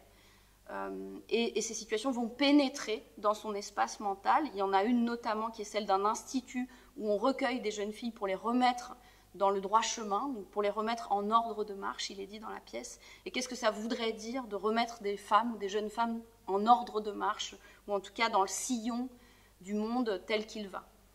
Et qu'est-ce que ça veut dire pour une femme aussi de sortir du sillon du monde tel qu'il va et d'être assignée à la folie ou à la mort si elles ne se tiennent pas dans le droit chemin. Voilà, c'est de ça, je crois, que la pièce essaie de parler ou essaie de travailler. Le samedi 25 mars, donc deuxième samedi comédie, à 16h. Non, non. Si, il revient. Sylvain Creusevaux. Sylvain Creusevaux. Donc les conseils Harlequin, ça a été créé la saison dernière avec la jeune troupe précédente, qu'on est heureux de retrouver à cette occasion. Et en fait, on avait envie de présenter ce projet à la comédie, mais alors c'est pas du tout fait pour ça, puisque c'est un projet qui ne doit pas du tout jouer dans un théâtre normalement, mais on avait quand même envie de le faire une petite fois, donc on le fait ce samedi. Et c'est un projet qui a été imaginé par Sylvain. Donc je te laisse nous en parler, non ? Oui, alors ça part d'un roman qui s'appelle L'esthétique de la résistance de Peter Weiss, qui raconte l'histoire d'un jeune homme. On suit la vie d'un jeune homme entre 1937 et 1945. C'est un jeune ouvrier allemand, juif, communiste. C'est pas judicieux dans les années 30 en Allemagne. Et évidemment, la longue quête de ce narrateur, de ce jeune homme, c'est de forger les armes de perception du monde de plus en plus indescriptible et indéchiffrable dans lequel la catastrophe est en train d'emmener toute l'humanité. Et comme il n'est pas d'une classe sociale à l'origine de laquelle on peut facilement atteindre les biens culturels, à l'époque, il se forge ses armes en autodidacte, avec ses amis. Et il va essayer de décrypter, de déchiffrer le monde de la catastrophe, toujours plus grand, dans lequel s'engouffre le monde. Et évidemment, plus la catastrophe s'épaissit, plus elle s'agrandit, comme dans les cercles de l'enfer de Dante, moins les armes de la représentation, les armes artistiques de l'histoire de l'art nous servent, parce que l'effroi est gigantesque. Donc un mouvement contradictoire et terrible que raconte ce roman. Bon, alors ça n'a rien à voir avec les conseils Harlequin. Les conseils Harlequin, c'est que j'ai imaginé qu'on pouvait créer des petits groupes de 2 acteurs, un peu partout en France, avec les théâtres partenaires qui étaient intéressés par le projet. Là, c'est avec la jeune troupe de Reims. Et je voulais, puisque c'était ce jeune homme, comme les jeunes acteurs et actrices qui le jouent, je voulais essayer de ressortir des théâtres pour aller dans le monde du travail. Parce qu'il y a une petite clivage entre le monde de l'entreprise et le monde du théâtre. Le travail est un sujet délicat au théâtre. On préfère traiter d'autres sujets que le sujet du travail. Surtout à partir d'une philosophie de l'histoire en vogue à l'époque, un peu moins maintenant, mais que ça revient, la lutte des classes. Et donc, j'ai imaginé que c'était intéressant de prendre des... Là, vous voyez, derrière, au fond, on voit le Menzel. C'est un tableau où on voit une entreprise avec de la fin du 19e siècle avec les ouvriers. Et j'ai pris des œuvres que le narrateur décrit, habite, essaye de décrypter, avec lesquelles il essaye de se forger un regard, comme une école du regard, comme on dit dans le dépliant, et essayer de les apporter en dehors dans le monde du travail.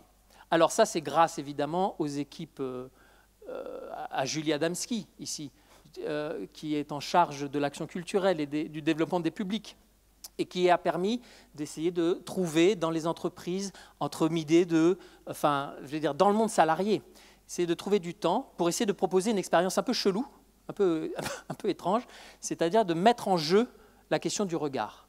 Parce que la question du regard, on pense que c'est c'est un peu une entreprise contre Stéphane Bern, vous voyez, ou contre des personnes qui viennent nous plaquer dans des émissions télé les interprétations d'œuvres avec certaines philosophies. Mais le regard est une chose matérielle qui se construit, qui se forge, et donc c'est ce que j'ai essayé de faire via les conseils Arlequin. Donc ça dure 40 minutes, et vous voyez, il y en a à Aubervilliers, il y en a à Reims, il y en a eu à Colmar, il y en aura dans le Limousin, il y en a un peu partout. On va essayer de construire l'international des conseils Arlequin, école du regard, pour le XXIe siècle, pour essayer de discuter ensemble de c'est quoi l'esthétique. Voilà. Merci Sylvain.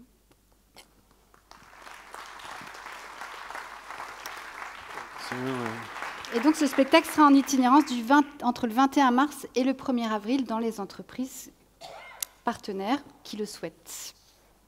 Mélimôme. Le festival Mélimôme conçu par Nova Villa aura lieu du 28 mars au 10 avril 2023. Bonsoir Sébastien, bonsoir Chloé. Et c'est Joël Simon, son directeur, donc. Ouais. Qui bonsoir vient Chloé. Ça va? Tu passes ta qualité. Oui.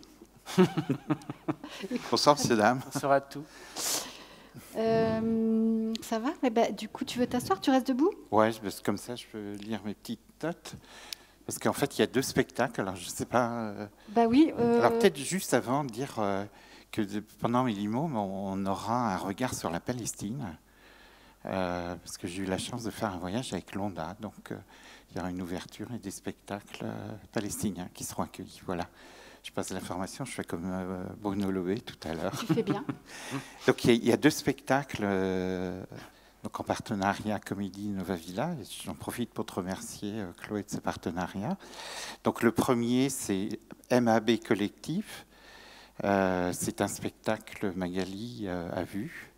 Donc ça s'appelle Comment je suis devenue Olivia. Donc c'est un duo, ce sont 2 sœurs qui sont devenues des artistes et puis elles ont été marquées pendant leur enfance par un film, par une comédie musicale, West Side Story. Et donc ça veut dire que ce spectacle va mélanger la musique, le théâtre et la danse. Et la danse va être chorégraphiée par Jean-Claude Galota. Alors les 2 sœurs, l'histoire si vous voulez, les 2 sœurs c'est Olivia et Célia, donc fans de comédie musicale qui se retrouvent un peu plus âgées. Elles vont revisiter leur enfance, leur adolescence, et donc elles sont devenues toutes les 2 des artistes. Et elles vont nous expliquer comment elles sont devenues artistes. L'une est pianiste, l'autre comédienne, et puis comment elles se sont construites. Donc on va effectivement beaucoup parler d'adolescence parce que le collège, la période du collège va être importante dans leur construction. Voilà, donc ça c'est un spectacle, je n'ai pas les dates, mais... Alors c'est un spectacle qui joue, alors on se distingue en scolaire du 28 au 30 mars, et le 29 mars, il y a une représentation, vous pouvez venir en famille. Oui, et donc ça s'adresse à partir de 9-10 ans. Alors l'autre, donc ça c'est Magali qui l'a vu, l'autre spectacle qui s'appelle Le Loup du bois de chêne, c'est une création de Julie Hanen. Alors pour les fidèles de Mélimôme, et je pense qu'il y en a dans la salle, en fait Julie Hanen est une vieille compagne de Nova Villa et du festival. Pour mémoire, elle a joué ces dernières années La soupe aux cailloux, Boulou déménage et Chèvre se gain un loup. Et là, on s'est engagé dans sa création. Alors, en fait, je l'ai rencontrée, le spectacle va être créé ces jours-ci en Suisse. Je l'ai rencontrée début mai à la gare de Genève, parce que, en fait, c'est quelqu'un qui est né en France, qui a vécu en Belgique et qui aujourd'hui vit en Suisse. Donc voilà, elle a trois points de repère. Donc elle a 2 compagnies, une compagnie suisse qui s'appelle Rupi 7, donc c'est le nom de sa rue en fait, et l'autre s'appelle Pan la compagnie.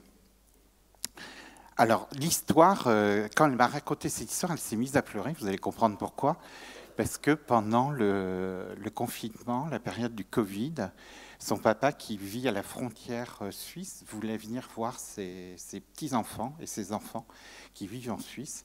Et le papa, je crois, avait 78 ans, il a dit « j'en ai rien à faire, je ne supporte plus d'être tout seul ».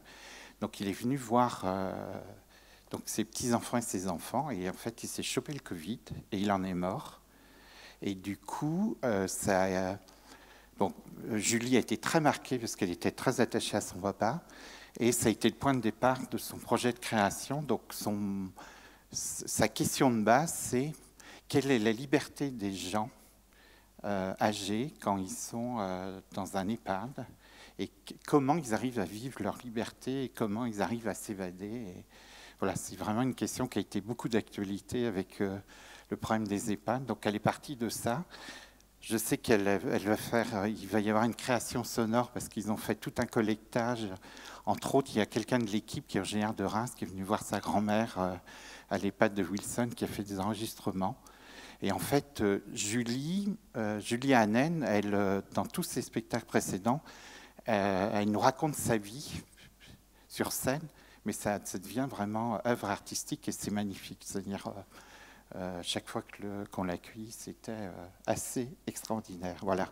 Et j'en profite pour dire que c'est aussi le prolongement du spectacle qu'on avait proposé ici, Rita, qui parlait aussi de la vieillesse, qui a beaucoup plu au public.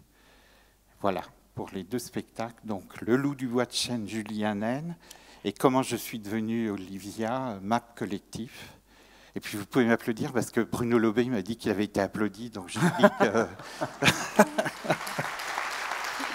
Ah, il y a une compète. C'est pour rigoler, Bruno. Hein. Et donc, Le Loup du Bois des Chênes, c'est à partir de 8 ans. Oui. Et ce sera le 7 avril, la représentation. Vous pouvez venir en famille. Oui. Moi, je vous conseille les deux spectacles. Ce sera un beau rendez-vous. Merci, Chloé. Merci, à bientôt. Joël.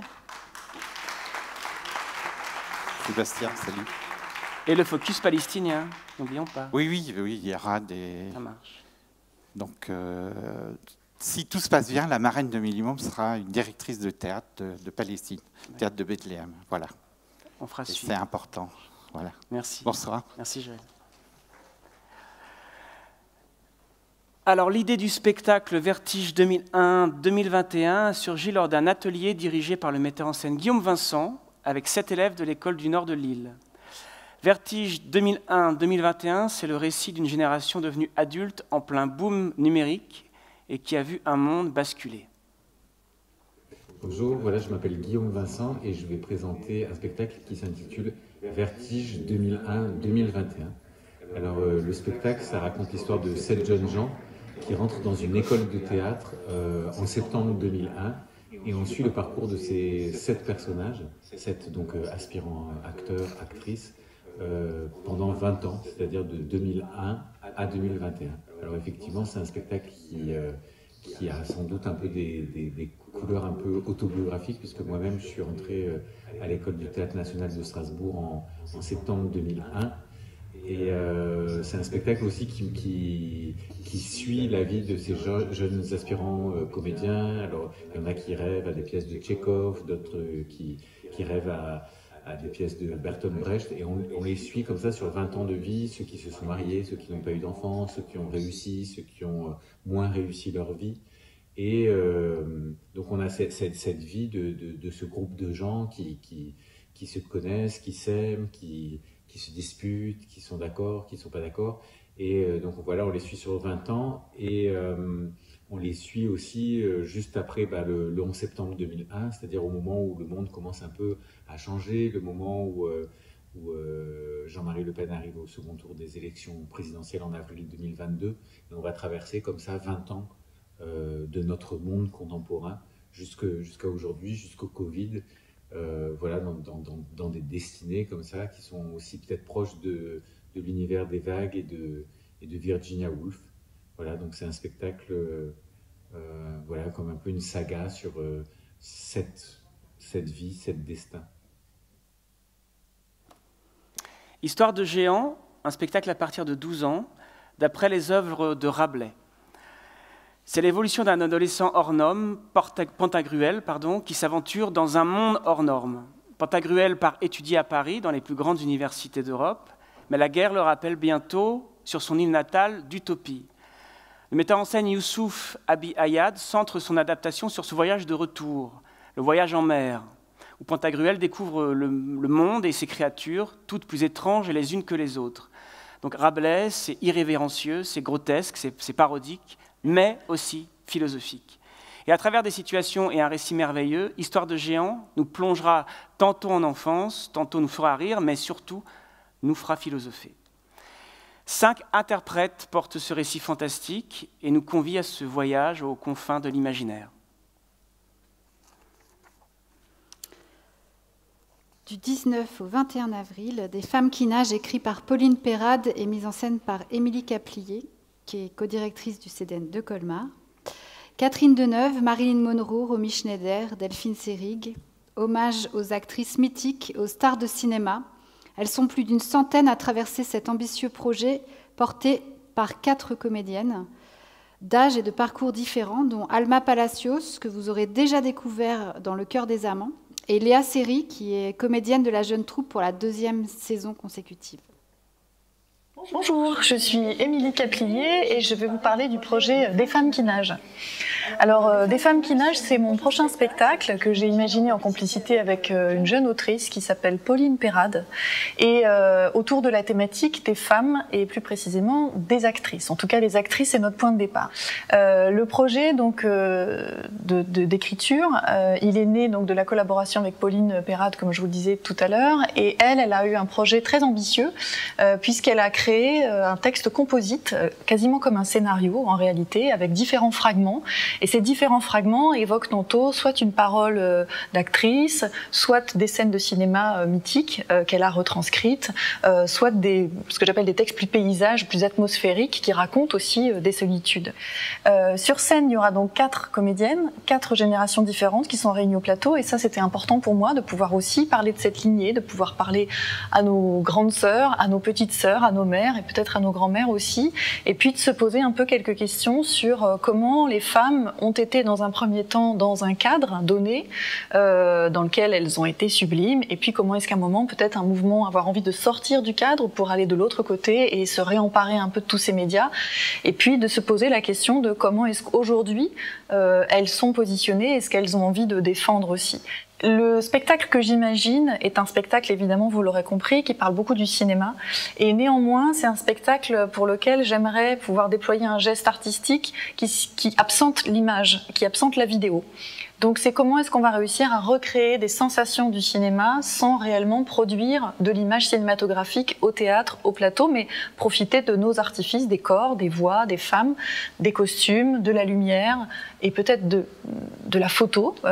Mais en tout cas, c'est un défi aussi que j'ai envie de relever, parce que je trouve que dans l'écriture de Pauline, il y a une réelle puissance littéraire, et que cette puissance littéraire, je la trouve bien plus forte que plein d'images qu'on pourrait avoir envie de projeter. Créé en octobre 2020 au Théâtre Montfort à Paris, le spectacle écrit par Alexandre Dalfara et mis en scène par Guillaume Durieux, Abnégation, qui a été répété à la Comédie, aurait dû y jouer en mai 2021, mais il a dû être reporté à plusieurs reprises à cause du Covid. Nous sommes donc heureux de pouvoir enfin le présenter à l'endroit où il est né.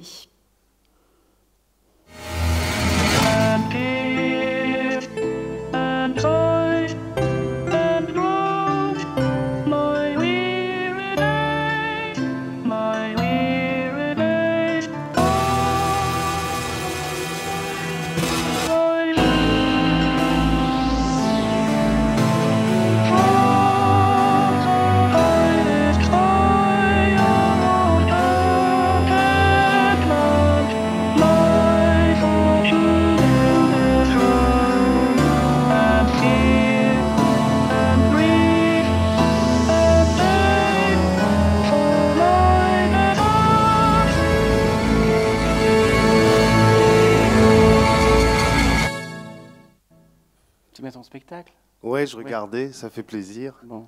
Bonsoir. Ça va, Guillaume? Oui, ça va très bien, merci. Bonsoir. Guillaume Durieux, donc metteur en scène du spectacle. Voilà. Et du coup, tu es content de je suis très heureux. Je suis très heureux ça fait longtemps qu'on l'attend quand même. C'est un spectacle qu'on a créé donc il y a 3 ans. Et qui a été écrit en urgence en 2014. Donc ça veut dire qu'il y a quand même un petit problème entre voilà, tout ça, mais finalement c'est quelque chose qui va se résoudre cette saison, donc on est ravis. C'est un texte qui nous vient du Brésil, donc Alexandre Dalfara a écrit cette pièce en 2014 suite à l'affaire Petrobras, qui a eu un impact extrêmement important évidemment sur la vie politique au Brésil. un scandale de corruption énorme que vous connaissez très bien et qui, de fil en aiguille, a amené Bolsonaro et l'extrême droite au pouvoir. Et alors, en 2014, Alexandre, il est saisi par cette indignation qui traverse tout le Brésil et plutôt que d'écrire une fiction politique ou un théâtre documentaire, il veut travailler à l'endroit de la sensation que lui procure cet événement-là. Et il compose une pièce absolument hallucinée, totalement baroque, très drôle et en même temps extrêmement inquiétante, qui nous présente une longue nuit au sein d'un parti politique. Il y a 5 personnages qui vont essayer de régler une affaire. Alors évidemment, cette affaire, on n'en connaîtra pas les tenants et aboutissants. Ce sera votre travail à vous, de spectateurs, d'essayer de démêler cette histoire. Malheureusement, ces personnages ont pris beaucoup de substances, de cocaïne. On ne vous en offrira pas d'ailleurs, malheureusement. Les budgets de la culture sont de moins en moins intéressants. Et donc, en tout cas, ces personnages traversent cette nuit d'ivresse pour essayer de régler un petit peu toutes les tensions. Et évidemment, ils n'y parviennent pas. Alors, à quoi sert cette pièce? Je pense qu'elle nous permet un petit peu de rencontrer, non pas la question de la corruption, ce qui serait beaucoup trop vaste, mais c'est plutôt une pièce qui s'intéresse à... comment est-ce que la corruption déforme la psyché? Qu'est-ce que l'homme entretient comme relation avec ce pouvoir qui le dessert, qui le déshumanise? Voilà, c'est ça à peu près la chose. On a un peu l'impression d'avoir une cour de récréation devant nous, de 5 personnages qui vont essayer de lutter contre leur psyché, contre leur surmoi, contre leur pulsion, et voilà. Et du coup, ces 5 personnages, justement, les acteurs, tu les as choisis Alors les acteurs, justement, je les ai choisis pour 2 raisons. C'est-à-dire que ces 5 personnages, donc des hommes et femmes politiques, il y a le grand représentant du parti, il y a un sénateur, il y a un avocat, il y a un responsable de la communication, il y a une femme aussi dont on ne connaît pas encore forcément au début de la pièce les tenants et aboutissants de sa présence. Et j'ai choisi des acteurs qui avaient très envie de travailler ensemble pour jouer des personnages qui n'avaient aucune envie de rester dans la même pièce. Donc c'était une espèce de paradoxe comme ça. Et puis d'autre part, j'ai cherché aussi, enfin moi ce qui me saisit le plus chez les comédiens et comédiennes, c'est la relation qu'ils entretiennent avec leur enfance et leur capacité à solliciter cette enfance. Parce que comme on a ces personnages qui sont comme ça, totalement dans l'incapacité de devenir responsables de ce qu'ils ont entre les mains, à savoir le monde. C'est une galerie. On est aussi chez Richard III. On est autant chez Richard III que chez Pinter, une nouvelle forme d'un théâtre de l'absurde. Voilà. Merci Guillaume. Mais je vous en prie. Merci. À tout à l'heure. À bientôt. Tu le gardes, je te le laisse.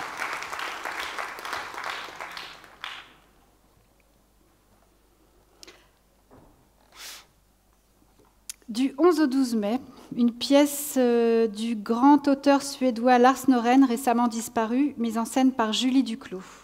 Le spectacle Kliniken, porté par 13 interprètes, a joué au théâtre de l'Odéon à Paris la saison dernière. Il nous arrive donc tout auréolé du beau succès qu'il mérite. Kliniken, c'est une pièce contemporaine de Lars Norén qui a été écrite en 1993 et c'est une pièce qui se passe dans un hôpital psychiatrique. Donc c'est un huis clos. Tout se passe dans l'hôpital psychiatrique, il y a beaucoup de personnages.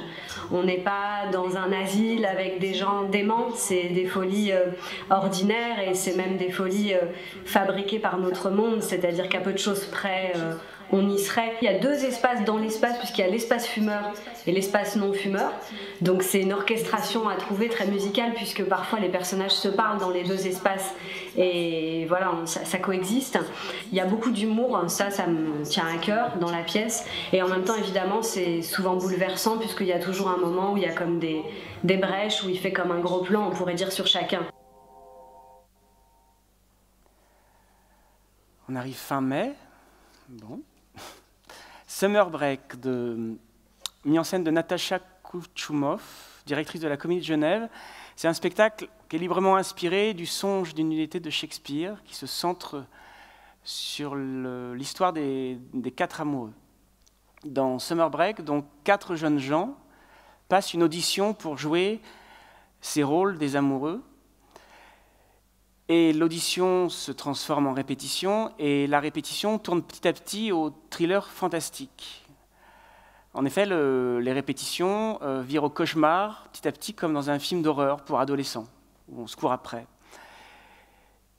Et on ne sait plus qui est qui, on ne sait plus si c'est l'acteur ou si c'est le personnage qui s'exprime. Il y a une espèce de déformation du réel. Et le trouble donne naissance justement à un passionnant jeu de rôle, drôle, étrange, cruel, mais surtout, et c'est ce qui finalement est rare au théâtre et assez fréquent au cinéma, c'est qu'on a peur. Je ne dirais pas plus. Le 27 mai, Theatre for Democracy Day. Moquez pas, j'ai un accent, je le sais. En partenariat avec 4 autres théâtres européens, la Comédie a créé le projet Theatre for Democracy. Donc voilà, avec l'Espagne, la Belgique, l'Italie et le Portugal. L'objectif de cette coopération, c'est présenter dans nos théâtres un reflet plus réaliste de la société, dans lequel tout un chacun peut se reconnaître dans ce qui se déroule sur scène. Du théâtre pour tous donc, mais par tous. En fonction de ce critère, les 5 théâtres participants invitent chaque année un groupe d'auteurs et d'autrices internationaux à écrire de brefs textes de théâtre en dialogue avec une communauté sous-représentée dans la littérature dramatique d'Europe occidentale. Ensuite, tous ces textes sont présentés dans chacun des théâtres partenaires lors de la journée Theatre for Democracy Day, avec des débats, des conférences, des interventions artistiques et la restitution de tous les ateliers qui auront été menés autour de ces textes avec le groupe, les groupes en tout cas qui auront travaillé avec nous. Et cette première année s'inscrit sous le signe de la jeunesse, donc on travaillera avec beaucoup de groupes d'adolescents, donc que vous pourrez retrouver sur scène ici dans tous les espaces ce 27 mai. Conçu par Das Plateau et mis en scène par Céleste Germe, adapté de l'œuvre de Grimm, le spectacle prend le parti d'explorer la part sombre du conte.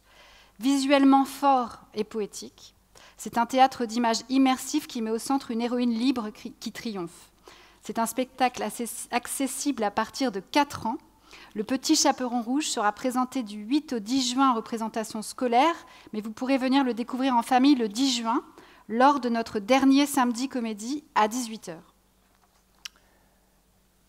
Et à 20h, lors de ce samedi comédie, à 20h, vous aurez l'occasion d'assister à la restitution d'un des ateliers de la classe, parce qu'à l'issue de leur 2e et dernière année, nous proposons donc l'ouverture d'un atelier que les élèves auront travaillé cette année, lequel... je ne sais pas encore. Voilà. Et il y aura une soirée après. Oui. Et après, on vous invite à fêter leur départ, puisqu'ils sont là depuis 2 ans, et donc ils vont partir au mois de juin. Donc voilà, il y aura une fête à laquelle vous êtes conviés, évidemment, pour les accompagner vers d'autres horizons. Du 22 au 24 juin, les adultes n'existent pas. Le dernier spectacle de la saison est né du désir de 6 acteurs et actrices de la jeune troupe et de Mathieu Cruciani, co-directeur de la Comédie de Colmar. C'est donc Mathieu Cruciani qui vous en parlera le mieux. Bonsoir, je suis Mathieu Cruciani. Pour ce spectacle, j'ai décidé de partir du thème de la naissance. Et pour cela, je suis rentrée en moi et je suis passée par toutes les questions du cri, du vertige, de l'audace aussi, et puis du magma que peut représenter un frottement. Et pour ça, je me suis dit que c'était une bonne manière de communiquer à mes acteurs le plaisir de la création. Désolée, je suis en retard. Bonsoir. Je suis Mathieu Cruciani. Pour mon spectacle, je me suis inspirée du thème de la vie. J'ai donc décidé de partir en moi et de rechercher les émotions telles que la joie, la tristesse, la colère, la haine, des émotions qui m'ont aidé à mener mes acteurs vers le chemin que je cherche encore. Pardon, excusez-moi. Bonjour, je suis Mathieu Cruciani. Donc je suis partie sur la question, moi, pour mon spectacle de la mort. Donc pour ça, je suis allée chercher en moi tout ce que j'avais de plus de plus hostile, de plus noir, de plus sinistre et déprimant, pour amener mes acteurs vers le suicide, vers le soleil, vers tout ce qu'il y a de lumineux, de... Pas du tout Mathieu Cruciani, je suis Mathieu Cruciani. Non, j'étais la première à passer, c'est moi Mathieu Cruciani. Je suis persuadée d'être Mathieu Cruciani. Je suis Mathieu Cruciani. Mais Mathieu Cruciani n'existe pas. Et Mathieu Cruciani n'existe pas? Mathieu Cruciani n'existe pas. Voilà. Pardon Mathieu. Ce spectacle est à créer, hein, vous l'aurez compris.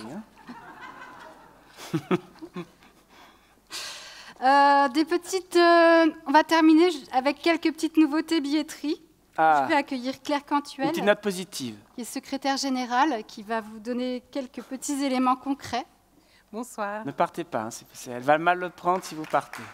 Bonsoir à tous. Je serai rapide, c'est la fin de la présentation. Vous avez vu tous ces spectacles, maintenant comment venir à la Comédie. Quelques offres billetterie, certaines que vous connaissez, d'autres qui sont nouvelles, puisque c'est le grand retour de l'abonnement à la Comédie. Une nouvelle formule qu'on a voulu simple et évolutive, n'est-ce pas? Enfin, il est revenu. Il est revenu. Ce ne sont pas des abonnements figés, vous les constituez comme vous le souhaitez. Et surtout, ils peuvent évoluer au fur et à mesure de la saison. Vous pouvez évidemment les composer au début de la saison, mais donc les constituer au fur et à mesure. Je ne vais pas les détailler, vous les retrouvez page 128. Et puis surtout, l'équipe de la Comédie est présente dans le hall et dehors sur le parvis pour répondre à vos questions et puis rentrer dans les détails de cet abonnement. Une deuxième proposition que certains peut-être connaissent déjà, la carte Comédie sous 2 formats, qui se destine plutôt aux personnes qui ne peuvent pas ou qui ne veulent pas s'engager en début de saison. On ne sait pas quel spectacle, on ne peut pas choisir la date. C'est vraiment une formule flexible. Vous achetez la carte qui va déclencher une réduction. Et cette carte vous permet de revenir à de nombreuses reprises à la Comédie. Donc une version pour les plus de 30 ans et une version plutôt étudiante et pour les jeunes actifs. Et une troisième proposition pour finir, le pack de rentrée. On avait envie de fêter ce début de saison joyeusement avec vous, de fêter ce mois d'octobre surtout, placé sous le signe de la création. Donc le pack de rentrée, ça va être une place pour Delphine et Carole, une place pour le Firmament et votre carte Comédie au tarif de 30 €. Vous économisez 10 €. Et la même version pour les jeunes avec une place pour le Firmament et la carte Comédie qui est donc offerte puisque c'est au tarif de 6 €. Voilà, donc des propositions économiques, attractives et encore une fois, on est à votre disposition pour vous les présenter juste après. Merci.